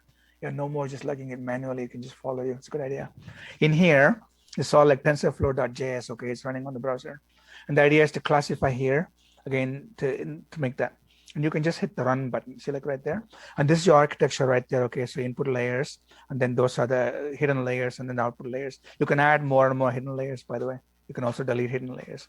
And then in one layer, you can add as many neurons as you want. So you can basically have your own architecture, okay? So we'll just try this. I tweaked it a little bit. You can see how good it is, okay? So there's the loss, that means the error. And then it's training like on so many epochs and so many rounds. And then you can see how this boundary is. This boundary is already pretty good. So what if I actually delete some neurons, okay? If I delete some neurons like that, and then you run it. See, it is struggling to actually come up with that boundary. So that is the notion of architecture design. You do it right, enough layers, enough neurons in each layer. It's going to classify it. There might be some other more complicated data sets you can try. Like for example, this one.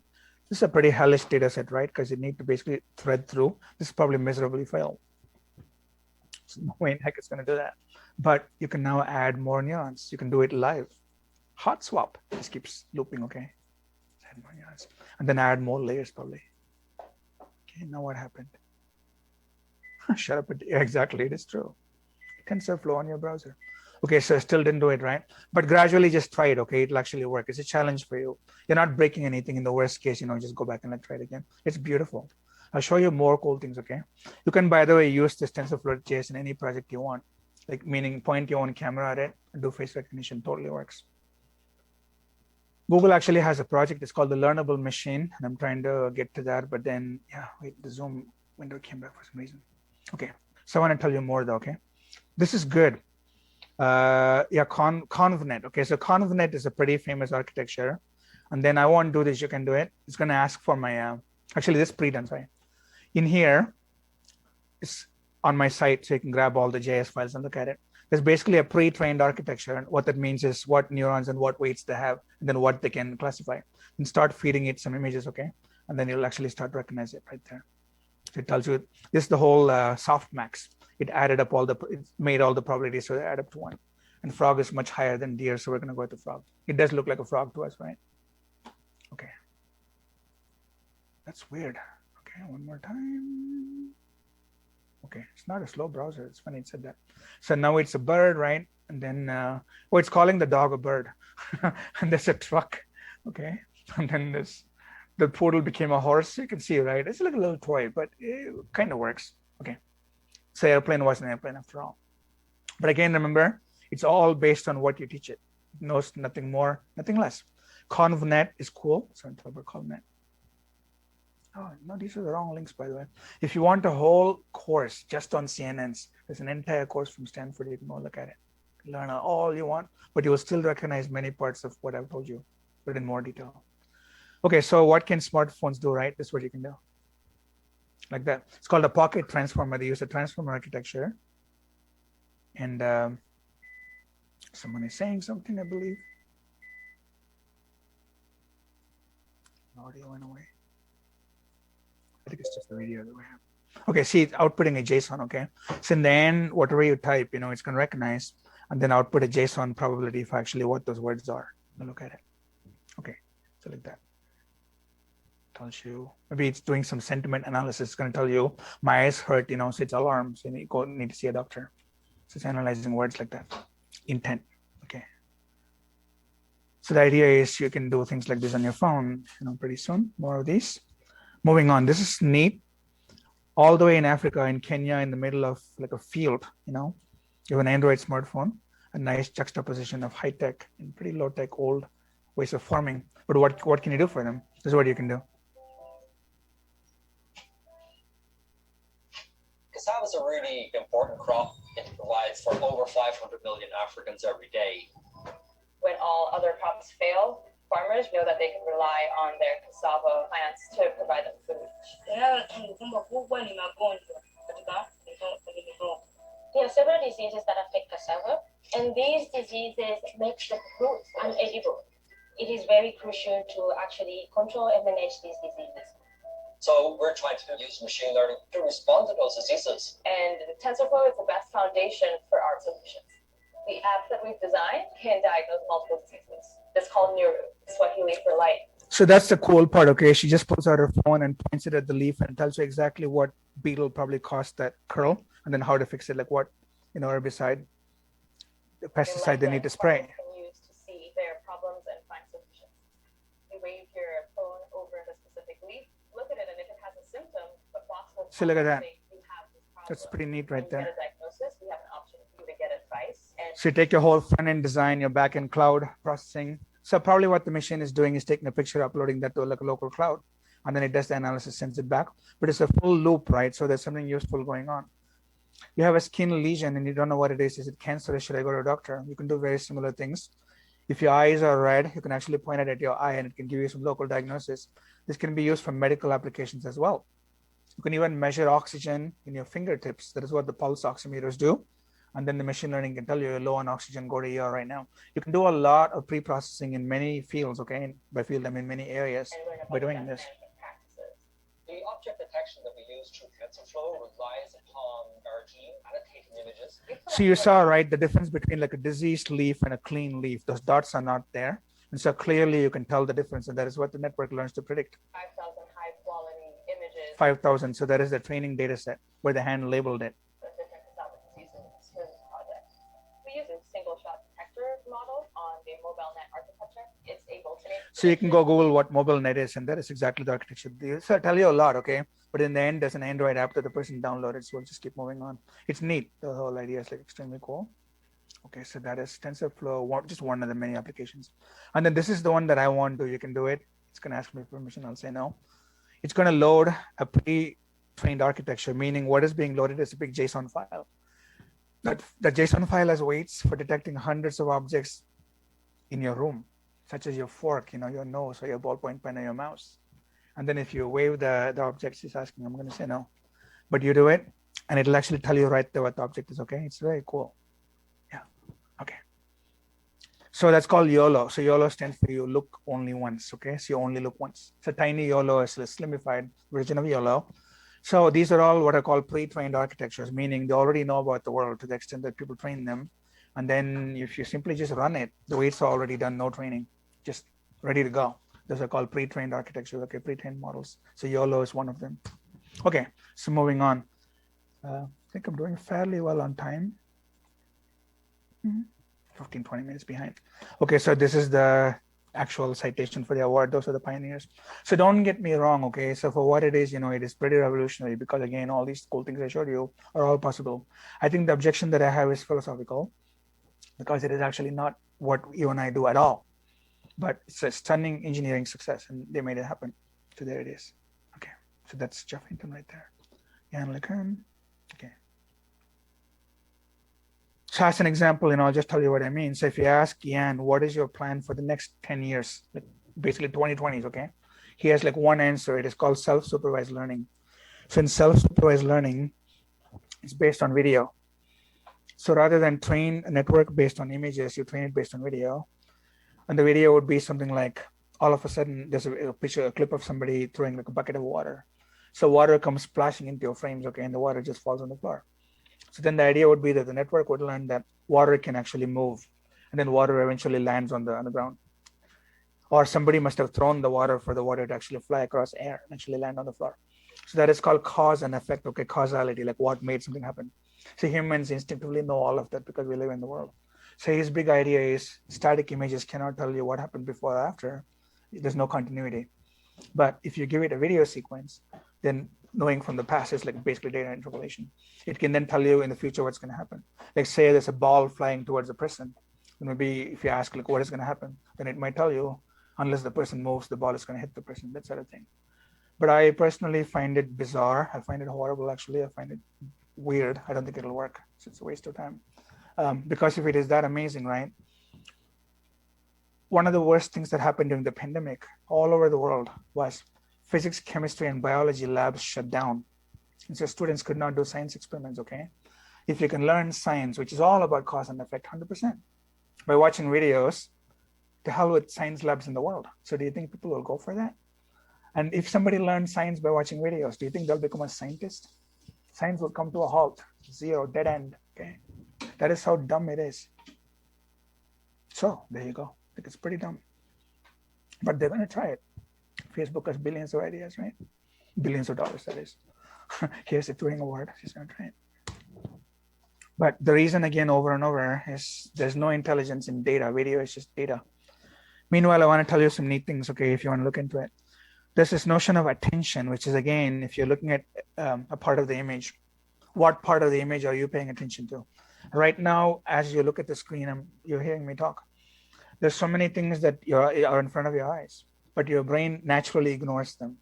You cannot label every single thing that you see in front of you 24/7. You'd go crazy, okay? So we know what to avoid or what to not look at because it doesn't matter to us. That is called attention. Neural networks have zero concept of attention. They basically process every pixel that comes in. How the hell would they know, right? They have no brain. So there's some effort that basically says, how can we make the whole overall idea of attention actually being, I'm skipping through all this, being like a part of neural networks. It's okay. In the meanwhile, the transformer architecture that I told you, it's a big, big, big deal. Just like a bidirectional, like a transformer. Okay, so before the transformer architecture Google invented, they did not invent it out of nothing. They had other architectures before with words like Elmo, and then DL plus NLP, BERT. These are all pre-transformer idea, okay? And gradually they actually became transformers.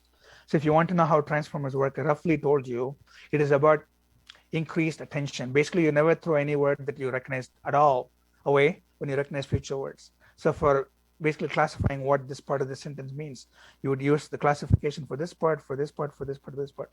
So it's growing like more and more and more as you read more and more, okay? It's basically a transformer architecture. All right, so we can just quickly look at this, okay? It's all about encoding and decoding. Like this, okay, this is exactly what I just now told you. See that?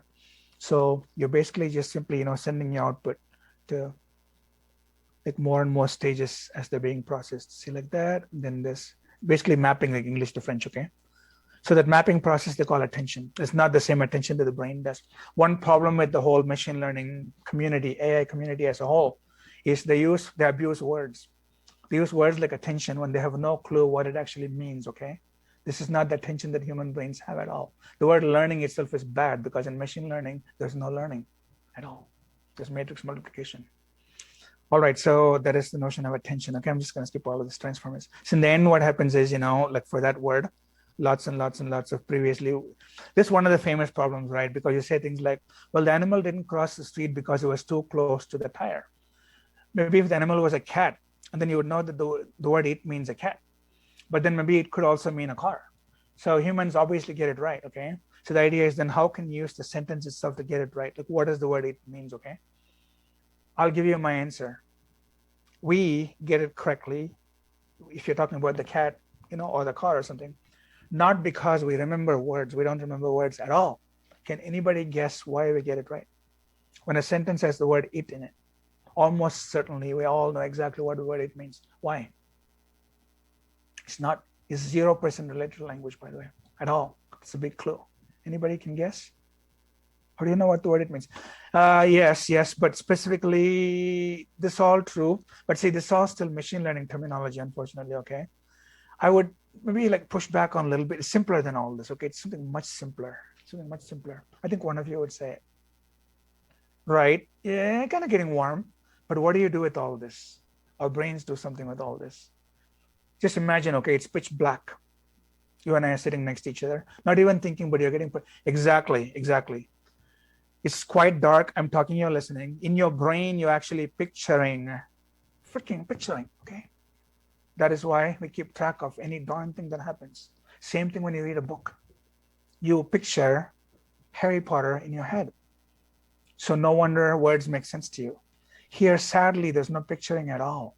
They're just playing with words, okay? That's all it is. It's dumb, you guys. I hope I'm trashing like so many of your dreams, but in a good way. So if you want to do it right, okay? That's the whole idea, exactly. See, that is exactly right. So the notion of street, that's pretty dumb, right? If you're expecting a joke, by the way, then you're actually prepared for that, okay? Like this morning, actually, somebody put up a picture of a manatee, a huge bunch of manatees, and small sliced sweet potatoes.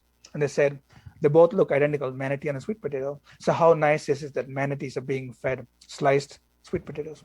So then I wrote back and I said, it's better than feeding sliced manatees, the sweet potatoes. Okay, then the person laughed, So obviously, if you know what you're expecting, then you can play with words. But anyway, so the word visual, that is the key, you guys. So we actually picture stuff in our heads. No wonder we're good at it. It's not anything that they're trying. So GPT-3 is the ultimate of these transformers. It is so huge that it can write entire articles, like one was published in The Economist, like an op-ed article about the economy of China or something. But except it does not know a word about what the hell it actually wrote. And that is the problem, okay? So it's completely faking it.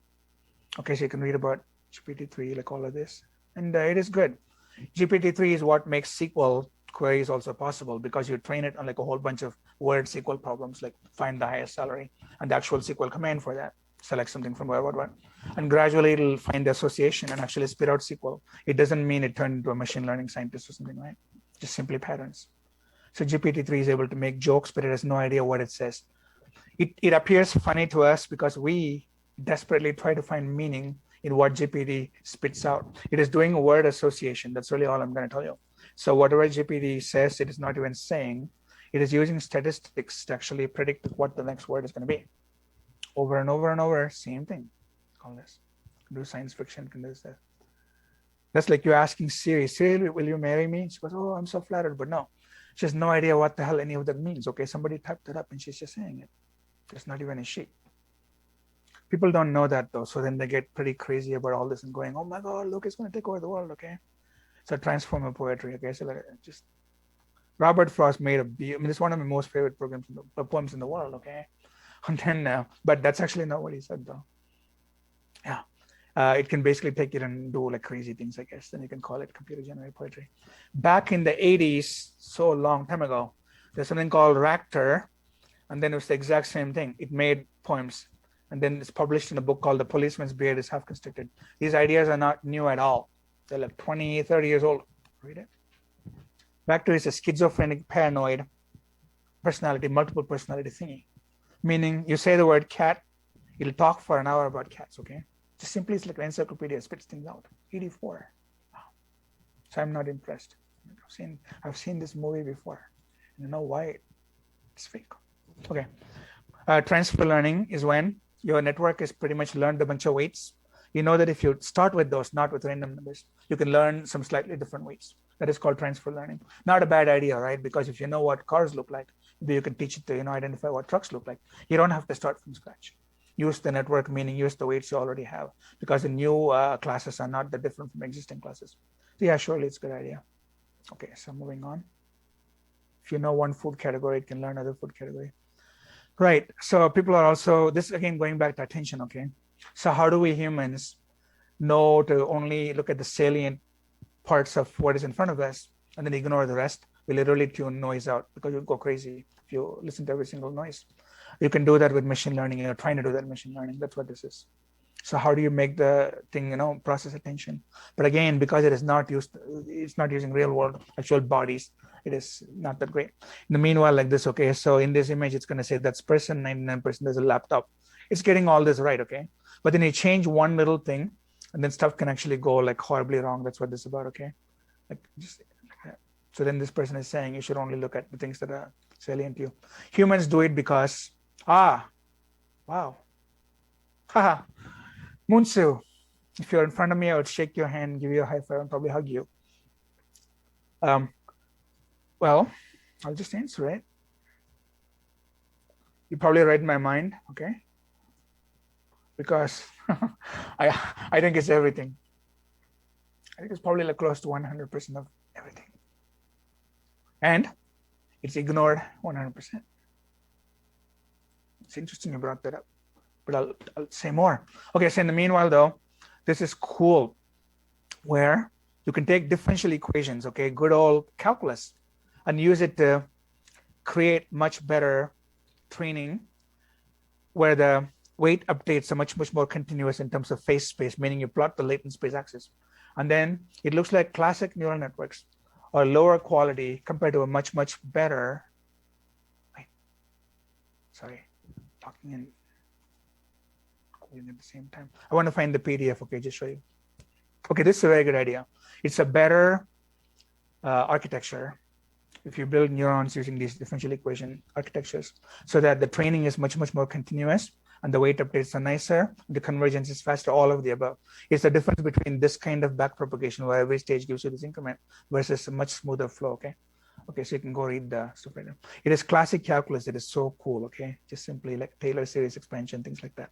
It's easy to comprehend, but everything is multidimensional. They use lots of notation, so it looks harder, but the idea is very simple. All right, so you can use, see like here, again, same idea. This is what backpropagation can do, because of all the repeated training, and then the neural ODE can straight take you to a better, solution like right there. So just better, it's more accurate, in terms of training. Okay. So that's like a version of training search. Okay. Pruning is very similar. In pruning, what happens is you take a network and you train it, it looks good, but it has too many neurons, too many weights. What if you look at the weights going into a neuron, meaning a weight that a neuron learned, and say, that whole connection should be thrown away because the weight is only 0.00001. It means the input doesn't matter, so why even have the input? Literally get a haircut. So then your network becomes much simpler, it becomes slimmer. I'm going to show you this, okay? So that then you can deploy that in the real world and it's much easier to process. So start big and then throw away the parts that you don't want, okay? It's this. So you go from that to that because these weights are not needed apparently. Those connections are not needed, okay? So you prune synapses. It's a good idea. So again, you're doing architecture simplification. So please read upon all this. These are good things, the practical things to do. Like why would you not do it, okay? You get the same result, almost the same result. This is again pretty neat, this notion of Fourier neural operator. Here, you take fluid equations. Actually, let me show you this. You take fluid equations, fluid flow, which are pretty hard to solve. They're like Euler equations, so on, right? So then you can solve them using good old-fashioned techniques up to a certain point, and then take all the pattern in all the training data, and then use it to predict the fluid flow in the future. And it does it much faster and more accurate than continuing the partial differential equation solution. It is super brilliant. I wish I came up with it. People in Caltech invented this, okay? It's like brilliant, supremely brilliant, because it is so practical. Computational fluid dynamics, okay, it's called CFD. So like this initial vorticity is, so at some point, it is not the differential equations, it's neural network predicting, and it looks just good. And how do you know the ground truth? You can also compare what the differential equation would have given you and compare it with what the network is predicting. Basically 100%. Wow, it learned the pattern, okay? It's again like data mining. It learned the pattern of exactly what the past solution looked like and then just mindlessly predicting the newer part of it. But it's great though, because it's rapid, much faster. So you can do that, meaning do CFD, you can speed up the computational fluid dynamics, CFD. This is wildly cool. Here, you have basically pieces of plastic that you can overlay almost like a hologram, like depth fraction readings. On those pieces of plastic are printed fine patterns. Those patterns encode weights, okay? Then light goes in, and the light wavefronts are then being interfered with these patterns. That's like doing data processing, meaning I take this piece of plastic, show it at the number 5. There's a traffic that says 45 miles per hour. I show it at the number 5, and then the light from the number 5 goes through this plastic sheet, comes out on the other side in a very concentrated part in the sheet at where the number 5 is, meaning 1, 2, 3, 4, 5. 5 lights up, and a detector can pick it up and say, hey, he said number 5. Meaning you can do zero energy network prediction. Wait, not this. Sorry. It means once you finish training, you can make the whole network be basically zero power, okay? Like this, you can even 3D print it. It's crazy cool. Because if you're looking for the same stop sign, the same, what, right? So why even spend battery power? Just directly do it with light. That, see that? Beautiful, right? It's a piece of plastic. And then the 5 detector lights up. Wow, no batteries required. I think this is really smart. Okay, so you can do that. And then, yeah, this is really, where my money would be on top of like the emergent stuff right there. Might as well model what the actual brain looks like, okay? So IBM has a chip called TrueNorth. I won't show you all of this really fast. What is inside are actually what look like silicon connections. They're not usual CPU, ALU registers. It's more like the real brain, or silicon brain, much lower in terms of the numbers of neurons. That whole idea is called neuromorphic computing. So Numenta, Jeff Hawkins that I named, he's the best of all of them. So they'll probably be the lead for a long time. Okay, so this is the alternative that I told you, the LSTMs. So they have their HTM running on their chips, the neuromorphic chips. And read about all this. Their government funding, okay. Pacific Northwest Laboratories. Okay, cool. Like that. So it's like IBM thing they're talking about. All right, so neuromorphic computing combined with other approaches might actually have some benefit. A vision transformer is the idea of transformer architectures, where you had this increasing attention, right? But now applied to image recognition. This apparently outperforms CNNs. So CNN, which Jan LeCun invented, are apparently not the hot ticket anymore. You don't need all those convolution stages. You can use transformer stages and actually get just as good or better image recognition compared to a CNN. So you have to say goodbye to CNNs. It's very interesting, right, how all these architectures just come and go. So now it's a vision transformer, okay? But it is much, much, much, much more input data processing. By the way, it's all about data, okay? With a CNN, you could take an image and use the image to train the network over and over. But here, you have to actually break your image up into small little pieces. Basically, all the things in the image you want for the thing to train on. So you'll have much more data than before, and you can train it on all that. But then you get a better result, okay? Tell you what to do. Okay, so you can watch that. 7:14. Okay, I'll tell you something. Many years ago, before the whole GPU deep learning really came and took over the world, training with neural networks was done. It actually was done in a better way, believe it or not. We actually made things worse. Deep learning made things worse. Here's how. Before deep learning, suppose you want some machine to learn like what this is. Somebody would actually look at this image and look at what are called the features. So please remember this word, okay? All intelligence in the world might ultimately come down to the brain, natural or artificial, determining what features, which are columns, what features matter and what features do not matter. Intelligence might be all about that 100%, okay?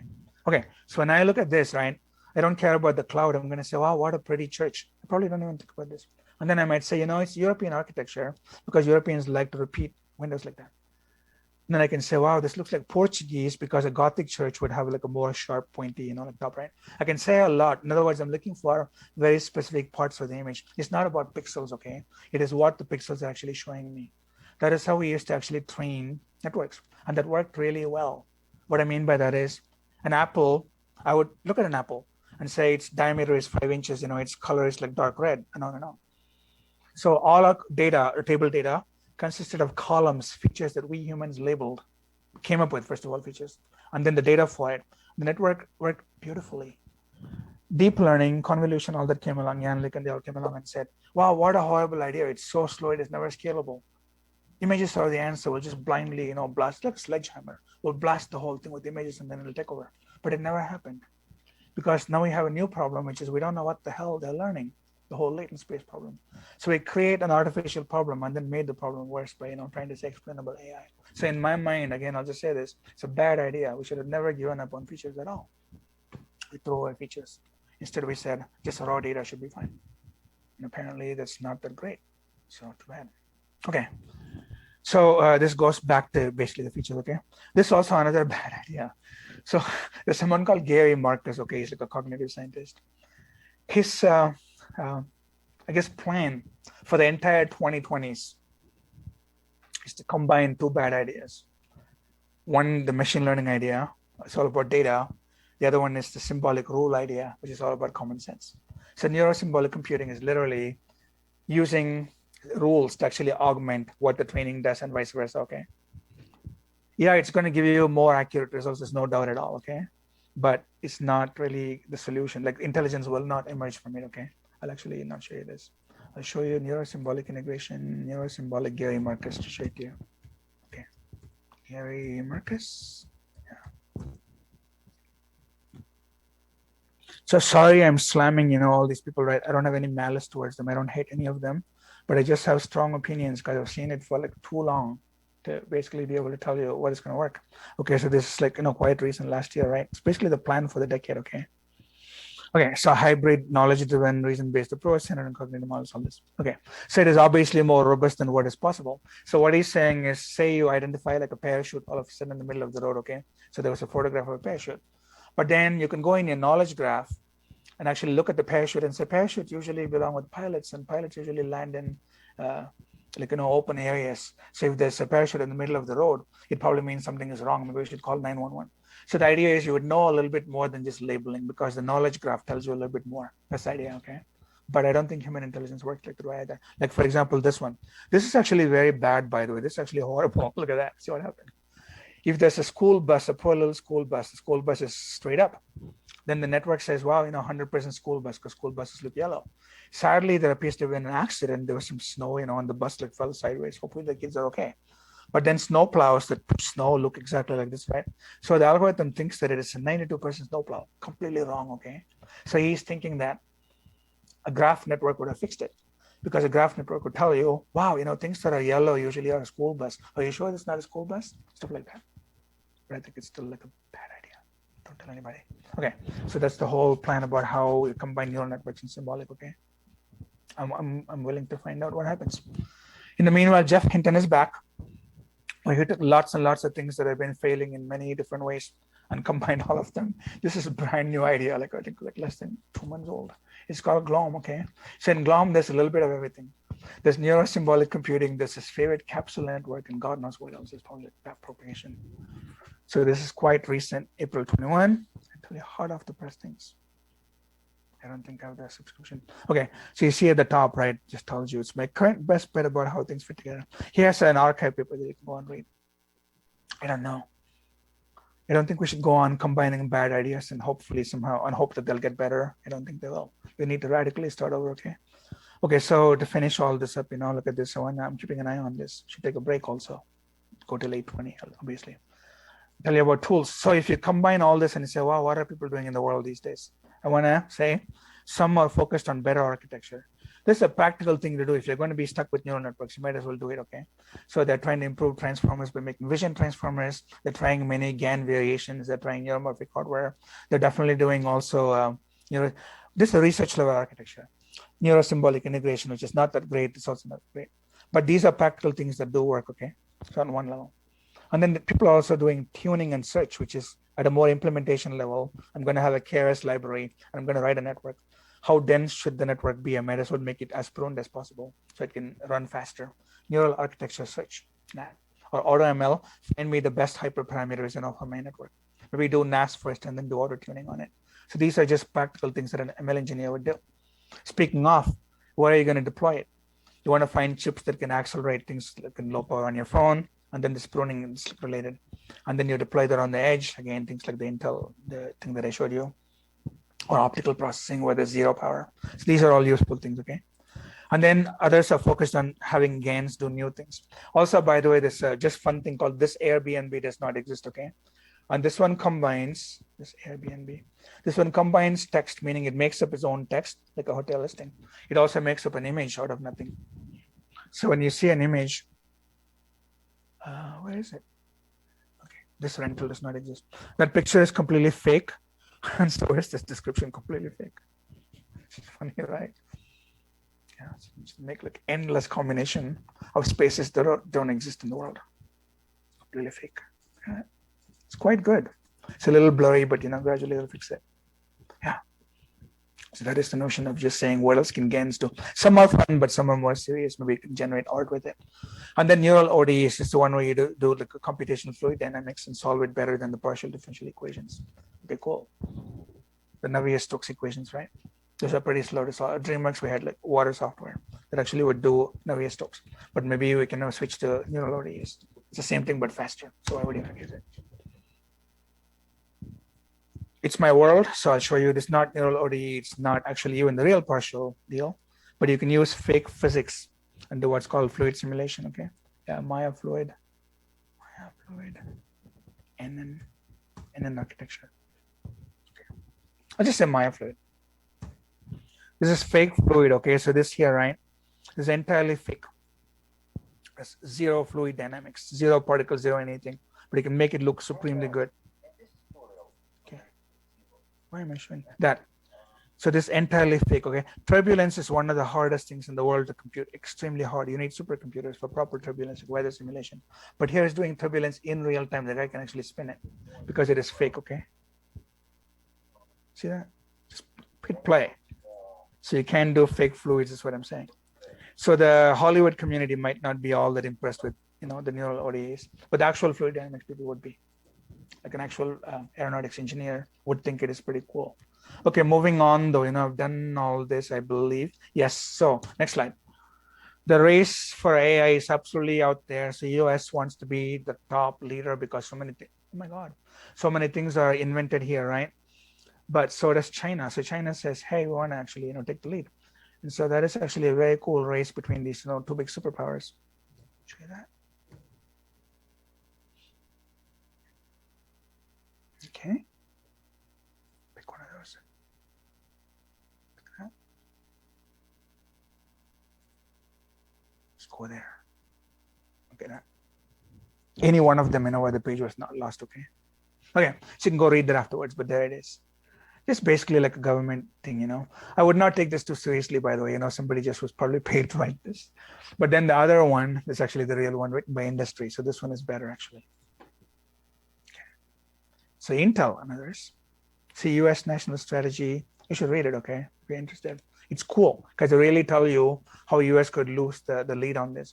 On this, by the way, I mean, machine learning is not about true intelligence and none of that. Like, how can we actually do machine learning even better, faster? It's a race global, worldwide.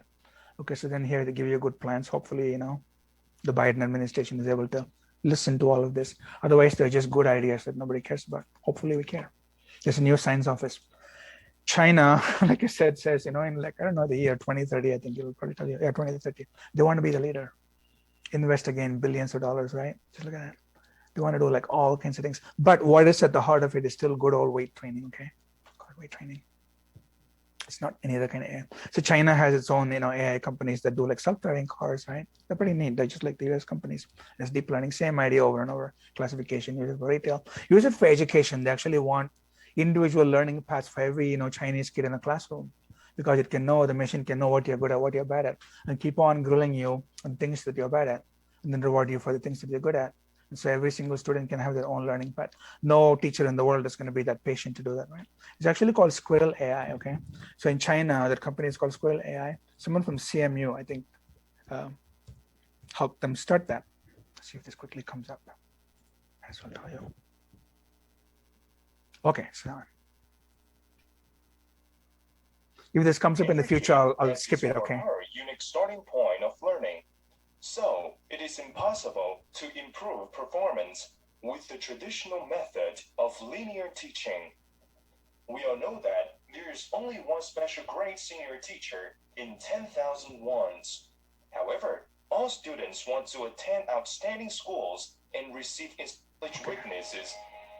The system delivers the most suitable learning materials, including short videos and from October. So it's a custom learning path, okay, that only gets better and better for the student. 1st to 4th, 2017, over top human teacher systems. They reached authoritative conclusion. Cooperating with SRI of Yixue. How about? Okay, very cool. And then India, has like lots of societal problems, right? There's lots of poor people that are not educated. And so then maybe it's a chance, to transform society. In Indian society, obviously the high-tech people, like many students that are in my course, are absolutely the cream of the crop. But the bulk of the country is exactly not who they are, right? It's different. And so they have a neat paper where it's worldwide, the problems are the same, by the way. Like, access to good, clean water, for example, good hospitals, good education, it's the same thing again and again.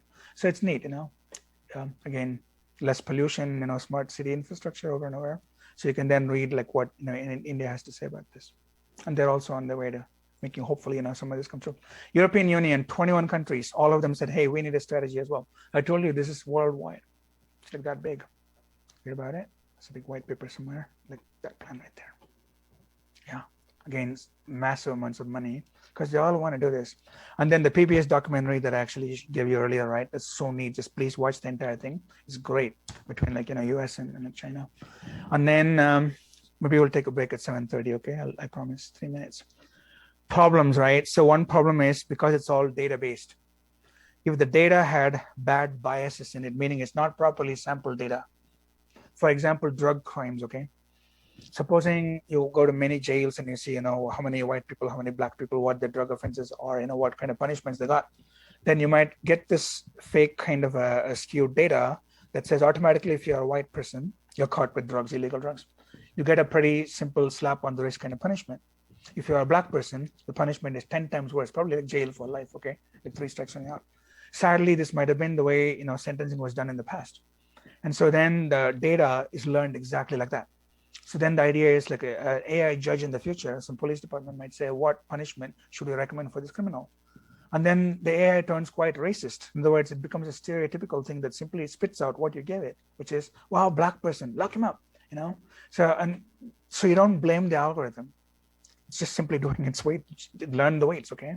So that if you could blame anything, it's the data. Nobody went in and said, wow, look, this is obviously gonna give you like a bad result for the black people. We should have it more fairly sampled, or delete the data that makes it skewed. You need to audit the whole data, okay? So I told you the Google researcher that got fired, like over the break, Tim Rue, she actually spoke up against Google's use of data sets where it's heavily biased. And then she got fired for that, actually. Google did not want her to point it out. And then her colleague, Melanie Mitchell, also got fired because she also spoke up, meaning this is a very big problem. But it's basically garbage in, garbage out problem. It's a human problem. We collect bad data, and then the AI does bad things with it. So we need to fix it. A deep fake is also like a GAN. So now you know all the deep fake videos, okay? They're all just GANs, okay? But the GANs can generate crazy things. I gave a talk actually to the Annenberg, it was cool. It's fake news, real harm. So you can later on go look at it. But the idea is just very simply, if there's a man bun, for like Lincoln, then you laugh at it because in Lincoln's time, there's no man bun. In other words, we know it is fake, okay? So you just laugh at it. Fiction, it is fake. Fake news like tabloids, like the National Enquirer, those are fake, we laugh at it. But at some point, what happens is this also you laugh at it because, Marilyn Monroe and maybe Lincoln did not dance together. You can bring dead people to life. You don't think that they actually came back to life. The point is, if you're already told that something is fake, we have no problem accepting it.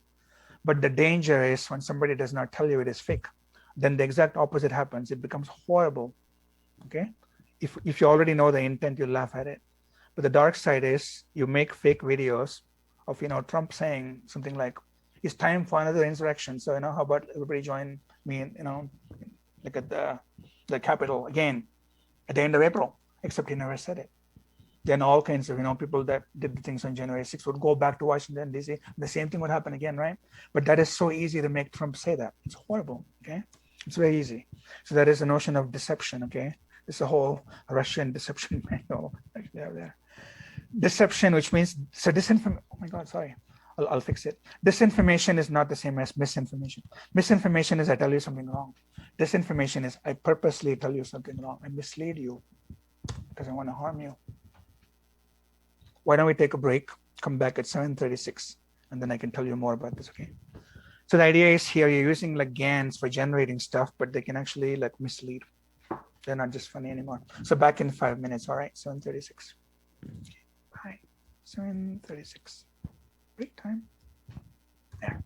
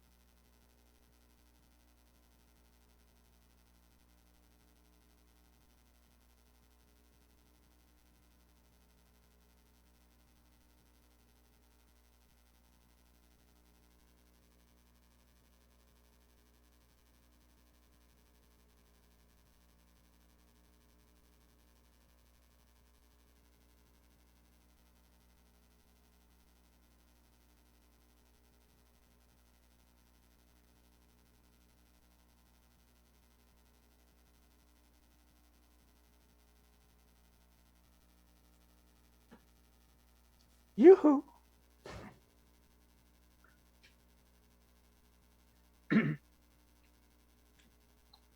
If any of you never left, you're still sitting at your desk. We'll wait till 7:36, okay? A few more seconds, and then we can continue. So I'm illustrating again based on data, all the different things that are happening and different good things, different bad things, but data is at the heart of everything.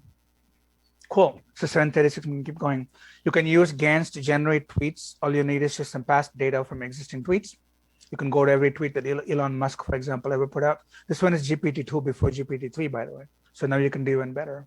And you can make fake tweets in anybody's signature words because there's certain phrases that they use. For example, Elon Musk has like 1 word, 2 word answers, quite a lot of times, right? And so then that is what you're able to do. You've got these nice videos. This guy is a very cool guy to follow, by the way. He interviews many famous people in the world. He has a whole channel on YouTube. His name is Lex Fridman, F-R-I-D-M-A-N, Fridman. So Lex Fridman's channel you can follow. But I don't want to go through all the 45 slides, okay? So I just want to talk. You can make entire stories or you can end stories using GANs. This I already showed you. Here, there's 100,000 faces somebody already made using the previous slide. And then they gave it to you for free. It means you can download. Yeah, the podcast is good. You can download all those 100,000 faces and use it as free model data. And then the Airbnb does not exist. Fake videos are very easy to make. It does not even need GANs or anything. You can take any video and put any label on it. People are going to believe it because people are dumb. So that's what happened here. You can take any photograph from anywhere and blame it on Greta Thunberg, for example, okay? Except she never caused it. ISIS does the same thing. They put their face up on their mask, their guns up on New York City's subway, and then people think they're in New York City. So Russia started for a long time. This is when the whole fake video thing started, right?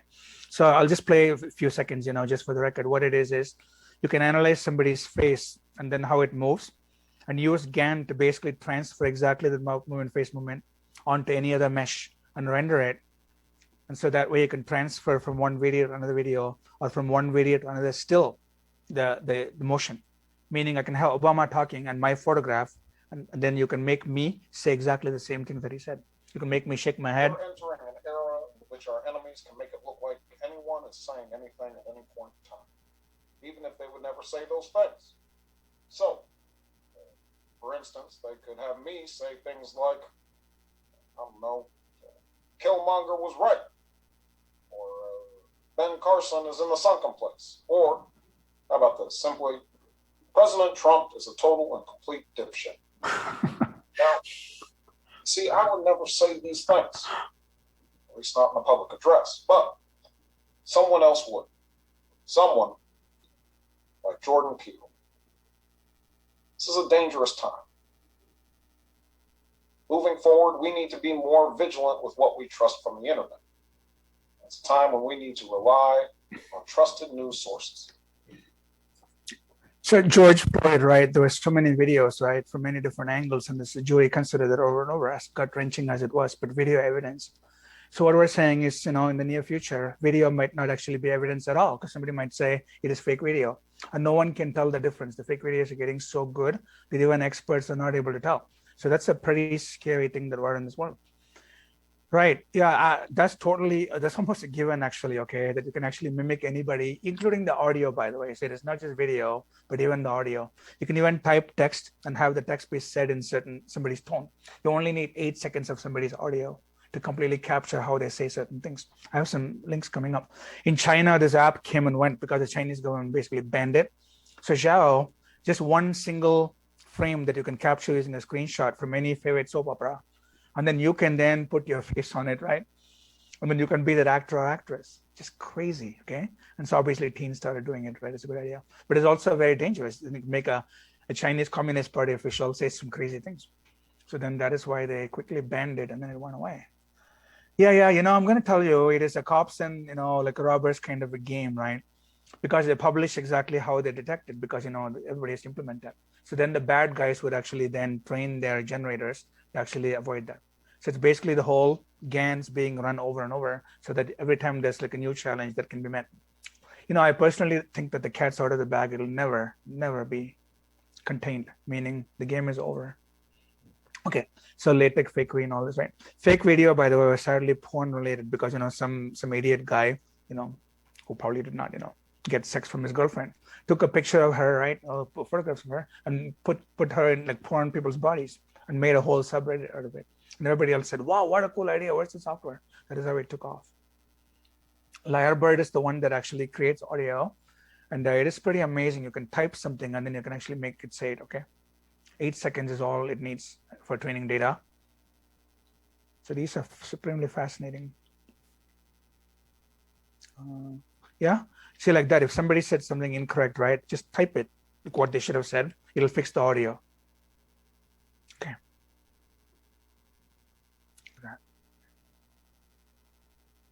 So like Lyrebird, okay? So you can then go and look at it. See, like all this. Okay. Okay. Where do you do it? Here. Ah. How? I don't know. I'll just make it say that, Life okay? is like a camera. Just focus on Oh, what's here, important. duh. Capture the good times. Develop from the See, like that, right?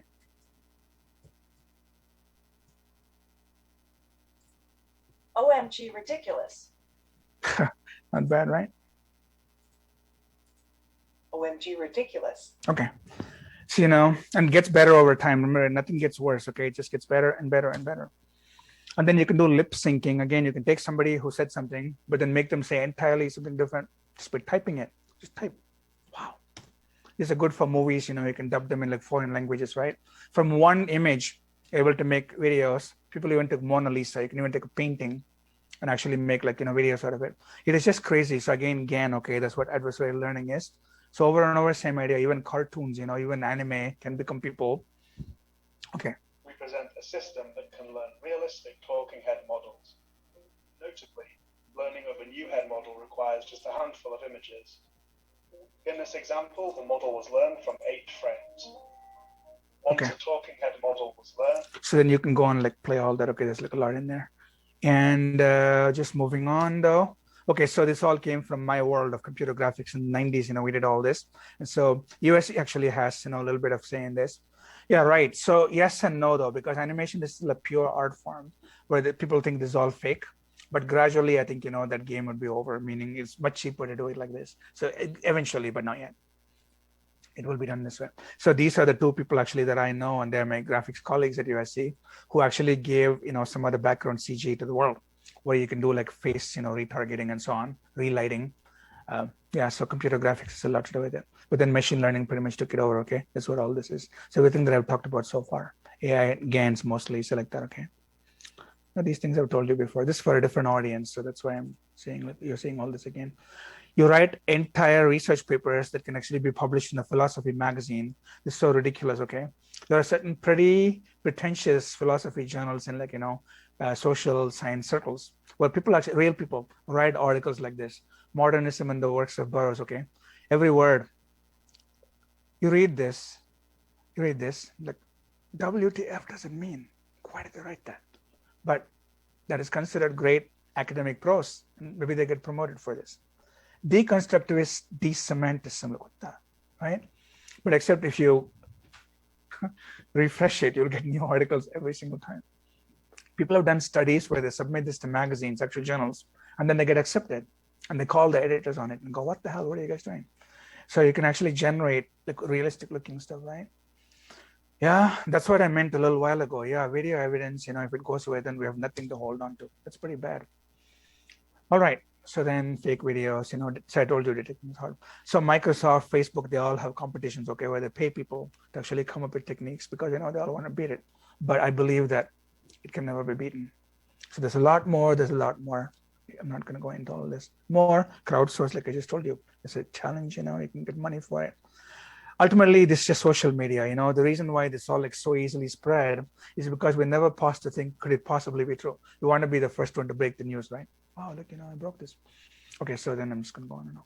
I talk about my friend Lurong a lot, you know, so Lurong and I actually worked on this. We wrote a paper together about why people are, you know, like so eager to share this. This is Lurong's model. I'm not going to take credit for it. It's so cool, okay, how she actually classified all this. It's like brilliant. Okay, go read about what she said. All right, you guys, so let's come back here. And I want to tell you some tools, okay? It's going to be fun. You can easily fool ML, like I told you. Literally just Google it. And it's very dangerous, okay? Because you change one little thing in an image and it completely goes from calling something a turtle to calling something a machine gun. It is that bad. Just drastic fooling. Hey, look, my own stuff comes up. Okay, I'm just going to say machine learning. Oh, come on. Okay, wait. So machine learning foolability. Machine learning fooling. Examples, okay? Okay. I don't know. Is it fooling? Yeah. Exactly. You can go in Photoshop and just paint a few pixels just at the edge of an image, okay? It'll completely change it. See, like stuff like here, okay? The classifier output. See, banana probability was so high. And then you change like some sticker, you do something that's basically beside the point. And look, it just went to toaster because it thinks it's a toaster. From banana, it went to a toaster. So it is that prevalent, okay, the kind of faking. So there's many examples you can read. In the end, it should scare you. Stuff like this is what I told you. You can go in a real stop sign and then post a few stickers at night and walk away. Your self-driving car will just drive straight through because it no longer sees that it's STOP. A human would never do that, right? Yeah, these are called adversarial examples, exactly. So, that is very bad. And so as long as it's all like so easy, you can add literally noise, okay, that humans won't even see to a panda image. And then it goes from panda to a monkey, a different monkey called gibbon. A human would never do that. Over and over, the point is the same. The human would just never do that. Look at this. You went from a dog to an ostrich. Like, where the hell did it come from? But obviously learned something. Pig plus a tiny amount of noise, visual noise, go to every RGB and add a little bit of extra RGB. So tiny, you would never notice it. Like, you don't even see it, right? It calls it an airplane. Oh my God. Yeah, right, exactly. So, because a lot of systems let you in based on your face recognition, right? So you can fool it using crazy ways. As we speak in China and in Hong Kong, right, people actually wear these crazy masks where the Chinese government is not able to use their cameras to actually identify people. So this is happening as we speak. There's certain mask designs that actually cannot identify you. Because of last year, they had to retrain the algorithms so you can identify somebody just with the eyes because half the face is not visible. But you can throw that off by, modifying the mask. Well, you're saying Tesla would have failed. Okay, I shouldn't type this, but I'm going to, because I feel like it. Tesla hash failed. There you go. I think Tesla is a failure. There's no would have failed, okay? Just a few days ago, 2 guys actually were killed in a car crash because they were actually sitting on the passenger side, both of them were sitting in the back. Nobody's hand was in the autopilot. They actually put it on autopilot and obviously did not know what the hell they was doing. They died. So no, I don't buy that at all. I don't think there's any self-driving car today that actually can really work. I think it's horrible. Okay, so as if all this is not enough, if you go and ask it, why did you do something? I told you, all those latent spaces don't make sense to us. And in Russia and the DMZ of North Korea versus South Korea, there are automated robots with machine guns, believe it or not. Okay, so now you have AI that can actually walk and look at somebody and then use machine learning to say, this is the North Korean soldier. Literally shoot them. It's crazy, right? There are even helicopters with gunships that actually have AI. The Pentagon actually wants to do some automated warfare. I think it is horrible. Let me see, 749. I think this might be in the next slide, okay? So I'm going to show it here, okay? So autonomous weapons.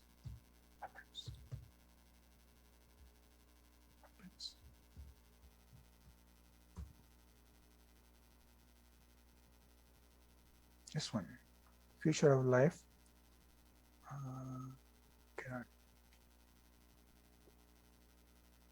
Okay, so these are the things that I'm talking about. But there's one more that I actually want to show, okay? Let me see. It's just a video that I want to play for you. Look at all this. See, even the, spot dog, somebody wants to put like a gun on it, okay? It's like so weird. Okay, let me do ban, okay?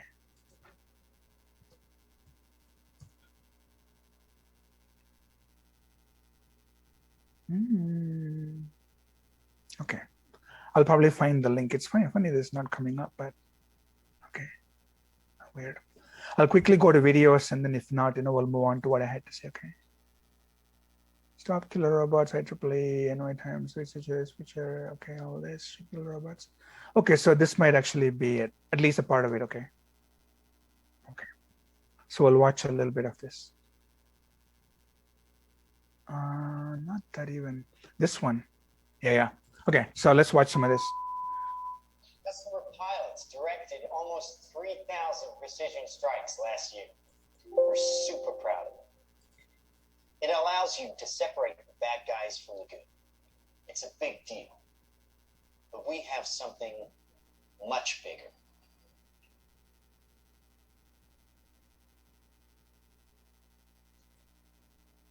Your kids probably have one of these, right? Not quite. Hell of a pilot? No. That skill is all AI. It's flying itself. Its processor can react 100 times faster than a human. The stochastic motion is an anti-sniper feature.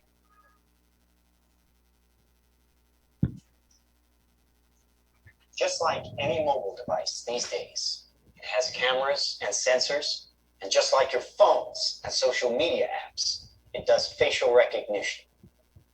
Inside here is 3 grams of shaped explosive. This is how it works. Right, but they're not actually, okay? It's machine learning. Oh my God. Yeah, it is scary. It's scary because it's possible. That little bang is enough to penetrate the skull and destroy the contents. They used to say guns don't kill people. People do. Well, people don't. They get emotional, disobey orders, aim high. Let's watch the weapons make the decisions. Now, trust me, these were all bad guys. Now that is an airstrike. Right, Westworld. Westworld imagines all this, right? Range of products. Life imitates art. Trained as a team, they can penetrate buildings, cars, trains, evade people, bullets, pretty much any countermeasure. They cannot be stopped. Yeah, sure, that's exactly right. Now, I said this was big. Why? Because we are thinking big. Watch. A $25 million order now buys this. Enough to kill half a city. The bad half. Nuclear is obsolete. Take out your entire enemy, virtually risk-free. Just characterize him, release the swarm. Those are the columns. Rest in peace. These are available today. We have a distribution network taking orders from military, law enforcement, and specialist clients. The nation is still recovering from yesterday's incident, which officials are describing as some kind of automated attack, which killed 11 U.S. senators. Yeah, correct. Black Mirror also imagines. Coming from everywhere, but attacked just one side of the aisle. It was chaos. People were screaming. You can see high windows, very small, precisely. There was a little bit of a joke there, just one side of the aisle, so definitely no bipartisanship, the bad side. Okay, so then this all, just going on. And then this is actually, again, very scary, okay? So probably starting, here, okay. The White House, the New York Stock Exchange, Wall Street. Well, we wish we had boots on the ground in every community in this country, but we don't. Ollie? Ollie, hi. Hi, Ollie, honey. How's Edinburgh today? How are all your studies going, huh? Oh, great. Hey, aren't we doing a video call today? I'm kind of with people. Dystopia, but possible. Oh, no, it's not like that. Oh, well, listen, I see some photos here with somebody, and I can see lots of likes, and what's that all about? Oh, shit, here, it's on your mom. Is that the spy stuff from the military? What is this video right here? Oh. No, I'm not going to click on all this. Just this human rights thing on depression or whatever. Honey, you're not going into politics, are you? I mean, Safety here, just like you said it would be. Heavy traffic approaching the A720 this morning. Police are not saying this morning what prompted the alert. Claim relaxing firearm legislation would be useless against the so-called slaughter bots. Just to stay away from crowds. When indoors, keep windows covered with... She could be British and she could say slaughterbots. And then he could be British and say, when in there, keep windows covered. Okay. stay inside. So, this just goes on like that, right? Basically, it's going to penetrate the classroom, okay? So that's what it is. So obviously, the whole video was all fake, as you know, but it is highly possible. So this kind of a, thing. So a bunch of scientists are basically trying to warn governments all over the world we should, try and ban it.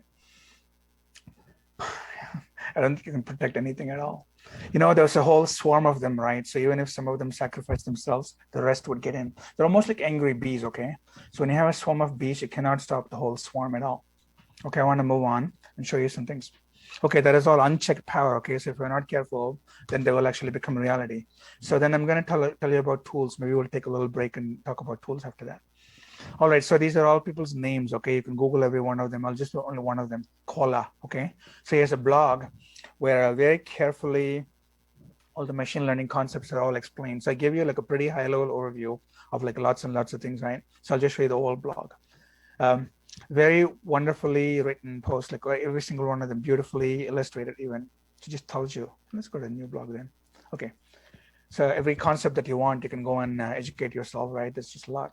So PageRank, how it works. What's that? That's so funny because, yeah, bees are actually like drones, and drones are like bees. It's strength in numbers, so that you cannot like stop them all. They're basically too hard to control, and that is what makes them scary. It's basically collective victory at the expense of individual sacrifice. I quickly want to get to those ones. Any of them, okay? For example, manifolds, what about this one? Okay, LSTM, let's pick LSTM. So I talked about this recurrent memory, okay? So then he actually fully starts about what it is. They can have loops. What happens if you unroll the loop? Then it looks like there's more stages. That's pretty much it. And then just walks you through everything. So it's nice examples. So these blogs are all wonderful, okay? They're highly readable and they're written for semi-technical public. So please read it, all of them. And then, this guy actually became somewhat of a notoriety. He has a very cool channel. This guy, Suraj Rawal. Let's see if he's actually rapping, okay? He might be. Actually, no. Okay, so I'll skip that. He became notorious because he has a pretty cool channel where he's talking about all these neat things. But then he started charging money at some point, like I think last year. And then the content that he gave to people after charging money are all basically plagiarized, meaning gotten from other places, okay? So they all made him apologize and give him the money back. So I fell into a little bit of a disfavor. But if you ignore that part about him trying to make money, it is actually cool content. There's YOLO right there, okay? So we talked about YOLO a little while ago. So you can go educate yourself. And then what else? Yeah, about DNNs. This one, deeplearning.net. You can spend pretty much months on it. I don't know why the screen share things keep coming back. So interesting. Okay. Yeah, so just very quickly see the menus here, okay? Because deep learning is really ultimately what it does all, because again, you need all those layers, all those stages, and then nothing else seems to work. So then might as well learn all about deeplearning.net. I'll let that load. And then Microsoft has again all these pages. And then finally, I'll just quickly go here. This loaded. Oh, never mind. Try again or go to archive. Okay, this one is very interesting. If you want to actually work in the industry, master's is actually a very good stopping point, because PhD is pretty much overeducating yourself. Your PhD might be one more new kind of GAN that you came up with, but you also become pretty expensive, because PhDs get paid more. And so then the industry doesn't want you. So just a little FYI, not encouraging or discouraging you to do a PhD, but in the real world, it turns out that master's is a very good place to stop. Unfortunately, this might be the funnest of all, right? But I'm just going to tell you, you guys can play with it, okay? But at least want to tell you what each is. Make no doubt at all, even the ML is not intelligence. It is just beautiful in terms of what it does. It 100% learns patterns, and then it's going to lead to massive number of applications all over the world. If there's a pattern, and the pattern can have variations, it learns it. Okay, so I just have a random bunch of random sample of applications. I think this was maybe the wrapping thing that he did, possibly. A few seconds of that. Oh, no, it keeps going back to coronavirus. Never mind. You just ignore that. This one is self-driving cars. Okay, so we saw that. And then face detection in airports. You look for terrorists, but you can look for anybody. And then this is actually very funny, because there's some schools in China that actually use AI, and they want to monitor the students' facial expressions, and then mail the parent. Wow, okay. Mail the parents to say your kid was bored in school this morning. What's up with that? So interesting, right? Alexa has had a prize for the past 3 years, but nobody has won. What it is you need to make Alexa talk on any subject that you pick. You are the competition organizer for 15 minutes. So she doesn't go off track, okay? It's called the Alexa Skill Challenge. Yeah, every time they conclude, it is really, nobody's able to make Alexa talk for 15 minutes. Because again, the big reason is everything that she, double quotes, knows is just simply text, okay? So somebody basically put in gobs and gobs of text. So whatever she says to you, like Mars is 200 million miles away, it's uninhabitable because somebody told her that. Humans have a way of finding out things for ourselves because we live in the world. And so that is the reason why we know things. That is the reason why these chatbots keep failing, because their knowledge is not real. Yeah, I agree with that. What they want to do is basically deploy it everywhere in place of actual policemen. They cannot also police the whole country. It's a big country with a lot of people. The cameras don't blink, right? They're 24/7. So that's what they want to do. Yeah, right. Private enterprises, but also the government, though. I don't want to get political, okay, but obviously, it's right in front of whoever wants it. If you go to Xinjiang, right, sadly, what is happening there is you have, the ethnic, the Turks that live there. They don't look like Chinese. They don't look like Han Chinese. And so they put enough cameras on the street. And so they're able to monitor, who looks like, ethnic Han Chinese and who are not, right? And so they can do machine learning to basically harass the natives like that. It's very bad, but what can you do? That's basically what they do. Again, I'm not going to get into the politics at all, no interest in going there. So maybe from the Chinese government point of view, it might be that a few years ago, those people, some of them tried to be terrorists and they caused problems in a train station, I guess. But China obviously has a heavy hand. I was telling you about Hong Kong, by the way, when we got the little break, right? Same idea where Hong Kong is also, people trying to act up. But Chinese government says, we'll monitor you. We'll actually fly you to mainland China to try you. And so then people don't want to be recognized. So they're trying to modify their masks to not be recognized. Yeah, I agree with that. But parents actually have good intentions, okay? They want their children to do well, I guess. So they don't mind being told, put a camera in your classroom and tell me, how my kid is doing. Okay, so this is a lot, okay? So I don't want to, you can go read this yourself. It is actually very scary, I'll just tell you that. If you're a Uyghur, Xinjiang, good luck. It's really bad. This is good. So, things like prostate cancer, right? Your X-ray, your CAT scans, they all have very specific patterns. Normal cells don't look like this. So you can easily train an AI. Or basically, you wouldn't do this yourself. You wouldn't take an X-ray and just tell the AI, do I have cancer?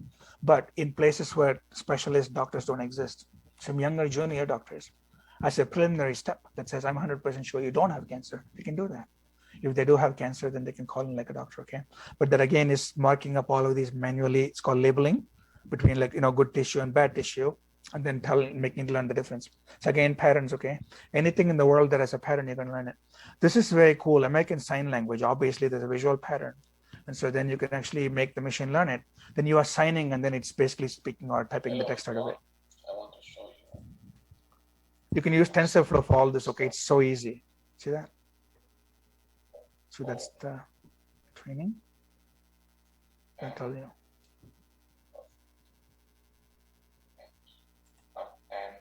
Okay. This one is M, so that's slight difference to M. This I want to play, this is actually fun. There are two different applications, okay? So one of them is called Quick Draw, where it's like a little game that you play. So what happens is it's going to challenge you and ask you to draw something, okay? So let me see if I can do it, okay? Okay, so draw a door. Oh my God, wait. Okay, I'm going to draw a door, okay? Just try and draw a door. Just draw like a little door. I see stairs, or radio, or cake, or toaster. What the hell? Or dresser. I see dishwasher. Or I give up. Oh or my shoe. God. This is horrible. Gotta try it here. You I see dumbass. oven, or marker. Or Stupid. stereo. Oh my God. Sorry, I couldn't guess it. Okay, so this way it's going, okay? Oh, that was horrible. That was embarrassing. Okay, fine. How about I this? see swiggle, or ocean, or boomerang, or river. I see roller coaster, or snake, or the Great Wall of China. I have no clue what you're drawing. Get back to school. Oh my God. I'm not sure what that is. This Sorry, is so bad. Oh my goodness. Okay. Hey, this I is see funny. Or arrow. See what? Or passport. Or banner. Or fence. I see lighthouse. Or camouflage. Or bridge. Or stop sign. I see email. Or newspaper. Or brain. Or map. Okay, Okay, so I'm going to stop playing this game. Makes me look so bad. Okay, so yeah, it used to be much better than this, by the way. No, I haven't. The reason why you actually want to do this is, this is actually good, okay? Okay, so supposing you're here, and then you're looking for something. Say you're looking for the ice cream cone or something, okay? So you start drawing, okay? So you draw what you think might be an ice cream cone. So instantly you see what it's doing, right? It's trying to find all the things that looks like what I drew. And so that is the advantage here. So they're matching what, and it found it. Then I can actually pick that, then it fix my drawing, and then I can now select this and put it in my PowerPoint. So the idea is they use crowdsourcing to have people draw good and bad images of something, and use machine learning to learn what a real ice cream cone looks like. Because some human probably goes in the evening and classifies all of them, right, one at a time. And then just says, like what does good drawing look like? What does bad drawing look like? Then when you're drawing in AutoDraw, it matches your actual drawing with the good and bad, okay? Like that. I'll just click on it. So then it'll tell you what each one of these is, they give you the whole data set. So for each one of these, there's many thousand variations of these, okay? And so the idea is then if you want to draw a crayon, it can draw like in any one of the 1,000 variations, then it knows it's a crayon because they made 1,000 people draw it. And what does not look like a crayon also the crayon on it. So that's a good idea to, do that. And then we do this into a break, sorry, okay? This is just art. There's something called inceptionism. It's a form of art where you can just simply take the neural network and start visualizing what those layers look like and combine them, right, in strange ways. So this is very colorful, looks like very cool. And then Google made a whole name out of it. They call it inceptionism. And people actually printed this and made money. This before NFTs, okay? People paid thousands of dollars for these oil paintings. But they all look like little eyes, okay? But this is the network trying to recognize and learn, what these things are. So it looks like a certain kind of an art. So they made a new art form. It is called inceptionism. So you can read about it. And then airport. So here you actually make images, it's turning like all those faces that I showed you into paintings. This is something that I do personally a lot, where I paint something. In here, I actually didn't do it, but I can transform this into something that Van Gogh might have done or something that Picasso might have done. That is called neural style transfer, where you actually take, Tobacco and marijuana. don't smoke, okay? Yesterday was 420, just to remind you, but don't do it. See, look, so you can take Elon Musk and actually make him be like a Russian painter called Leonid Afremov. Afremov used all these beautiful complementary colors. So you can turn a frame into a painting, okay? Yes, it is Elon Musk, yes. The combination of tobacco and marijuana. Smoking weed. So this is somebody else, okay? Again, it's turning that into a painting. So you can turn photographs and your art into paintings. It is called neural style transfer. It's a big, big, big deal. So that is definitely an example of, it's a GAN ultimately, okay? So GAN is generating from one single picture. For example, Steve Jobs is able to generate an artsy version of them, like artistic version of them. These are all done with Python, by the way. There's any number of frameworks you can use. This all works, by the way, right? So you don't call it intelligent, but it's doing something useful. So there's hundreds and hundreds of these. Like I said, I do this almost like every other day. I play with it a lot. Deepfakes I already showed you. We can skip it. Chihuahua or Muffin. So this is where the whole idea is, this person spent a lot of time on trying to do adversarial learning to say, like what exactly fools are networks. So they wrote like a whole article about it. It starts off with that, but there's many more. Okay, you can read it. Okay, all those links point to something. And eventually, ultimately, what you learn from this is it's a bad thing that it's this easy to fool. A human would know every single time, almost every single time. We're also foolable, by the way, but not this easily. And then something about fooling. This is a whole bunch of, just applications that Microsoft made. I'll tell you, maybe we'll still do a break. I want to do a break about Lobe. And then this is, again, lots of little things that Google made, just like Microsoft made. These are show-offs, okay? I showed you this. And then GAN breeder is when you take two different paintings that two different GANs came up with and actually combine them using what are called genetics, okay? It's called genetic algorithm, where you pretend that each painting has a gene. You have a gene, I have a gene. Yeah, Joe Rogan. And then, it's funny. So, and then you can modify, you can make a new offspring. You can basically, combine drawings and paintings and make very disturbing, crazy looking paintings, okay? That's what this is. So one GAN made one thing and another made another thing, and then you combine it, okay? And then you can go off of that. It's basically like modding. You can then fork it and then do your own. Let's go off and do things. So then it's about Tetris. And yeah, this last thing I must show you, and then we do a break. This is when you guys can use simply your laptop camera. And then this page already has the AI running. You don't have to do anything. You can make it, you can clap your hand and then teach it that it's a clap. You can do anything at all, right? Show a picture of your dog, like point your puppy and then say there's a puppy. It learns it, okay? You can make it do guitar things, you can do human body, all by doing nothing but using a laptop camera. This is as amazing as machine learning can ever get. Your 5-year-old brother could do it, okay? And then you start showing it like real marshmallows and it's going to start to classify. So this is pretty much machine learning for everybody. It's beautiful, okay? And they also give you the data that you get out of it. Like for example, the face detection, all that. Then you can then plug that into an actual game that you're playing and then use your hand as a controller to play a real video game. You can do stuff like that. See that? So just by training computers and creating machine learning models to explore all kinds of new ideas, new ways to interact. So after this, we'll stop maybe, and then come back 5 minutes, I guess. Why not? To play and experiment. But machine learning is pretty in 2017. It allowed everyone to get it. Versus your dog. You just open up the site, record. That's all you do. So cool. Samples of your dog. Click train. See that? The back propagation instantly happened. They're probably doing some transfer learning, okay? But still, with teachable machines, so fast. Learning models for the things their own experiments. See, like that. Solving problems, or even ideas take you. Cool. Okay, so we should do a break. Keep talking about breaks. Let's do a 4-minute one, okay? So come back at 8:15 and then for 5 more minutes, all right? So I'll be back exactly at 8:15. Yeah, get some water.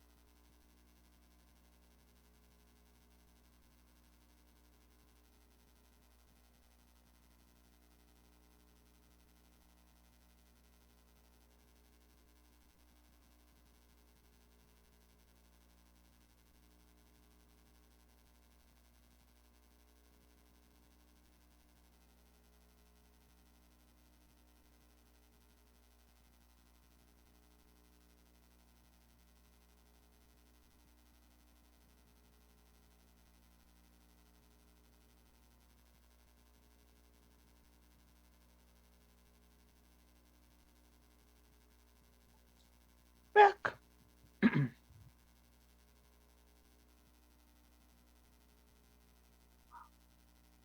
Okay, let's keep going for a little bit longer.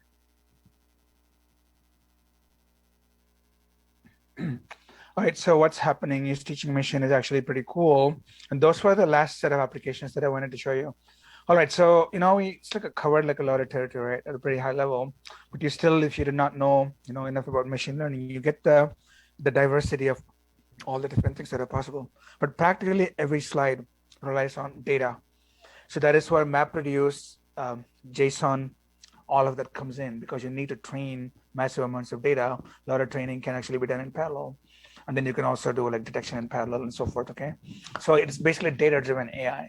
Machine learning, supervised machine learning is data-driven. The supervision is when you know the labels, you know the y-axis, and then there's some pattern in the whole table, and you're learning it, you're making the machine learn it.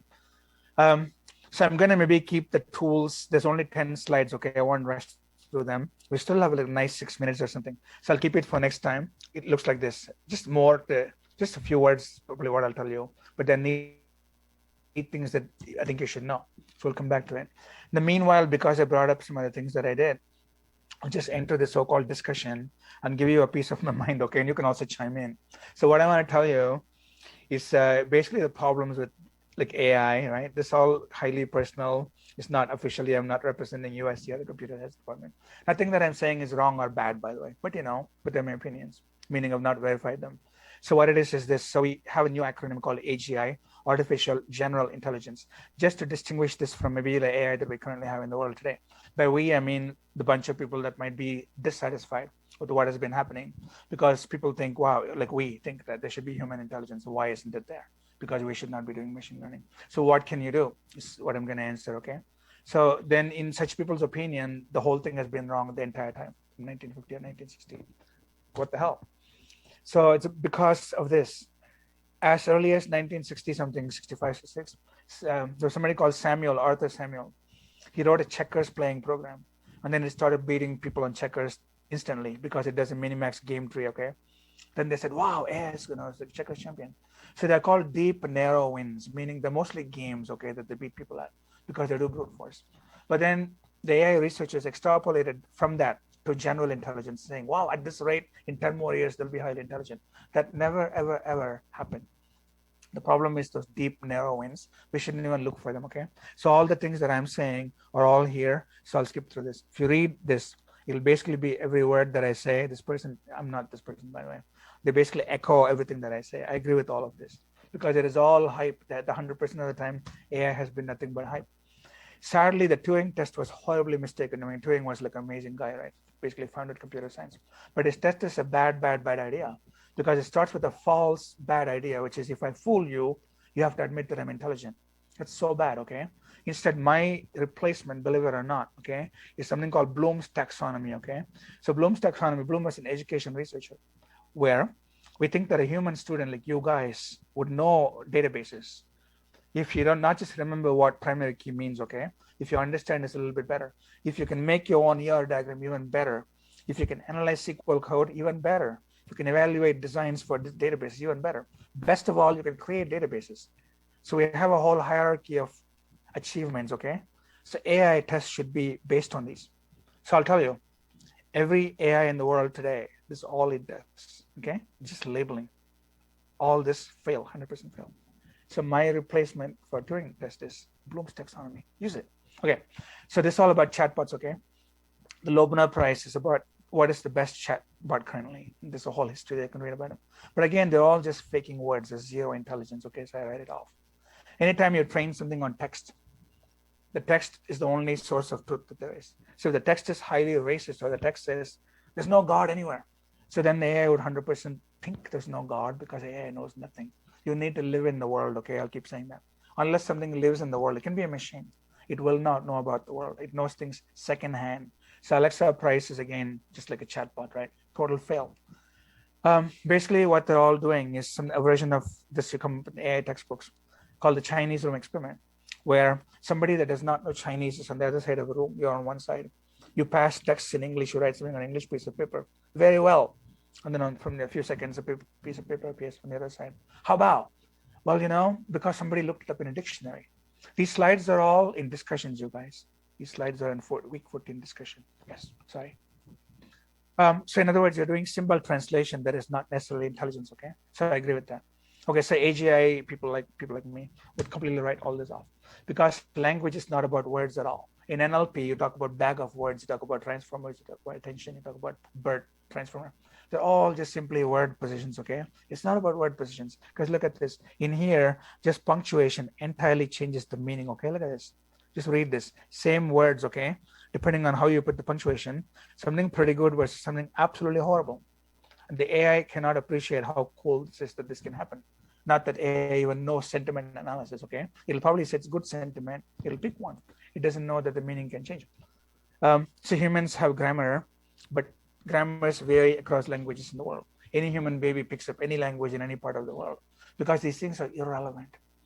As long as we say things in a certain order, and as long as we say it repeatedly, the kid would figure it out. That is how we learn language. It is not about adverbs, nouns, adjectives. They're just words we give to what goes where, what, okay? Because if this is all true, I can make completely garbage sentences that are all proper in terms of what is a noun, what is an adjective, what's an adjective, but the whole sentence is meaningless, and AI cannot tell the difference, okay? AI cannot tell you there's no such thing. AI cannot tell you that ideas are not green, okay? This is even more amazing. I'm very ugly. Don't try to convince me all of this. You read it upside down, it's completely the opposite. The human mind delights in the fact that such things are possible with words because it's not about words. This is pretty funny, okay? So AOC says, I was wondering why the fish was getting bigger. She's sitting in a park somewhere. And then all of a sudden it hit me. You laugh because that's a cliche, that's the idiom, right? I realized. But then the AI would take it seriously and say, are you okay? No, right? This is pretty funny as well. Hi there. You know me? I think you're the father of one of my kids. School teachers commonly say that, by the way. So then this guy goes off in a TMI mode right there. And then she goes, no, I'm your son's teacher. Okay. Because that word, I'm the father of, like one of my kids. You're the father of one of my kids. That threw it off. Okay. Meaning these are all just word play, jokes are funny, but AI would not get that at all. Just like words, AI is not about word language, not about words. Images are also not about pixels at all. So I told you, school bus having an accident, all of a sudden it's garbage truck. It's a punching bag. What the hell? Where did that come from? Because it looks like a punching bag. Snowplow. Human would not do that. Motor scooter becomes a parachute upside down. A fire truck becomes a bobsled. Okay, this is pretty embarrassing. Okay, because images are all we have. So then you're like, then what is it? I'm out of time. Okay, well, I'm going to tell you. The world has structure into it. Okay, the world has phenomena. For example, bridges vibrate. I blow into my fingertips and go, right? It's phenomenon. So there's cause and effect, okay? We learn them because we live in the world. Things actually happen to us. If a rock falls on my head, I would never forget gravity, okay? That. So we use generalization, obviously. That's called induction, right? We also use a little bit of reasoning, like what caused that sound in the middle of the night? I'm trying to think what could have happened. So that is called deduction. And then we do hypothesis, like this ball is traveling this way. There's a cat sitting here. What do you think might happen? I think the cat's going to get hit. Move, cat. That is called abduction, okay? So we constantly do all of this easily because it's not just data or rules or symbols or, reinforcement learning. It is all because of we have a body and we experience. Yeah, it would. It definitely would. That is exactly what CapsNet was about, okay? But the problem still is that they're just images. It will not know beyond what is the image. It definitely would. So CapsNet would actually fix this, okay? But then you've gotten 10% better. AI is like us reaching the moon, okay? So every few years, we build one more floor in our building, just one more floor. And we think we're closer to the moon. That is how delusional we are. You cannot get to the moon by making your building taller, okay? It is a wrong architecture. Okay, so then maybe stop here. I told you, machine learning should not even be called learning. This is from an old book, okay? But read this part. Okay, so this talks about backpropagation, okay? There's matrix, in there and all of this in dimensional space. It's easy to imagine an automatic programming, this backprop algorithm, which people have been tempted to call learning, but now sadly, there's more than temptation. It became a thing. People say machine learning. Wow, the machine is learning. There's no learning, okay? There's just weight computation. Look, okay. So machine learning in my mind should not even be called machine learning. And then you think backpropagation is all great. There are many other algorithms. There's one called neocognitron, okay? I have a whole book of them, actually. There's one more called CMAC, by the way. You can go look at what this is. CMAC is amazing, by the way, okay? So you'd use a different kind of a calculation called the Wydra-Hoff, least means square error calculation. You can then train just locally, just on a piece of data that you want. You don't have to do like global weight update. It's much better, much more targeted, and converges much, much faster than backpropagation. In other words, there are alternatives, okay? But the people that promoted backpropagation basically tried to kill all these and said, don't look anywhere else, it's all backpropagation. Basically sold us like a bunch of BS, okay? That's what I'm trying to tell you. All right, so then these people are all like sky is falling, chicken little people. Ignore all of them, sadly, Stephen Hawking is dead. They're all like just basically crazy who tell you things like AI is evil, it's going to conquer you tomorrow. When I'm telling you, it does not even know what anything is. It does not know what right-hand side is or what time is. It's not going to kill you. Don't worry. And then more people that you can Google. So these are all a little bit more like me, okay? Some AGI people. Maybe I'll tell you more next Wednesday, spend a few minutes. But I want to tell you my thing last. This is what I think, okay? I think that you need to model the brain somehow. I think we need to have a body. We need to have a body that lives in an environment, okay? So that it can learn from the environment. We also need to form memories. Nobody ever talks about how memories are formed. We still don't even know. Somebody brought up emergence. I believe that our memories are not stored in one place like RAM, and you don't go and look at a pointer array data. It's not like that at all. I think our memories are formed in multiple parts of the brain.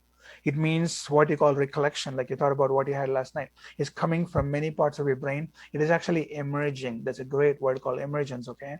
That might be the biggest mystery of all. How the hell does the brain, when I'm talking right now, I don't think of my words before I say it to you. It is just emerging, okay? It's just popping out of my mouth. We don't know how. We also need to learn continuously in the real world. And then like do all of this. We basically imagine things in the world, and then we can imagine like what the world is going to look like. You worry about your future, okay?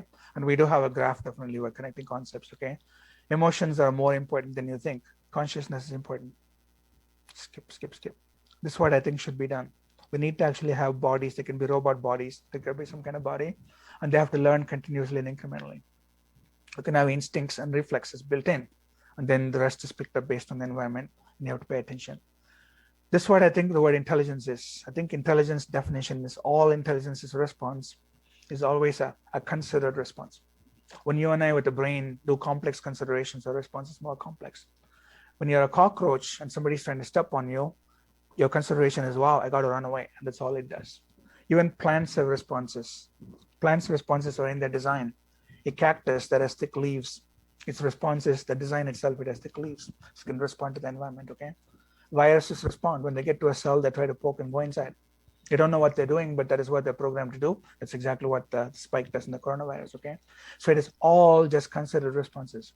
So I feel that that is the most general definition of intelligence, because most AI textbooks will tell you intelligence is all about problem solving with, like minimal, means, reasoning, causal reasoning, that. But that is all a human-centered definition of intelligence.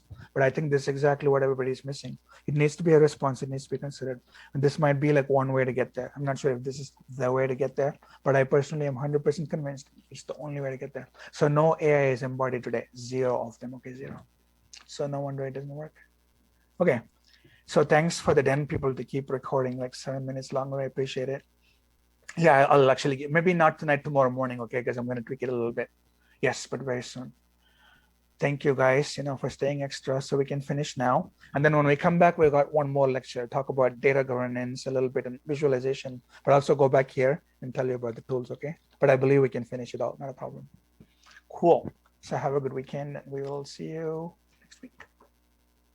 Shamsuddin, Bowen, Krishma, Yuchi, Malaki, Vignesh, Sonia, wow, Nathan, Goimas, Dhruv, Ariaman, Yash, Akash, awesome, Ichan, Daniel, Samuel, James, Akil, Feng, Kevin, Yuchi, wow, missed everybody, Harsh, Sobi, Boy, Yuchi again, Pravati, Shisun. Okay, good night, everybody. Stop sharing. Munsu, goodbye to you as well. You're welcome.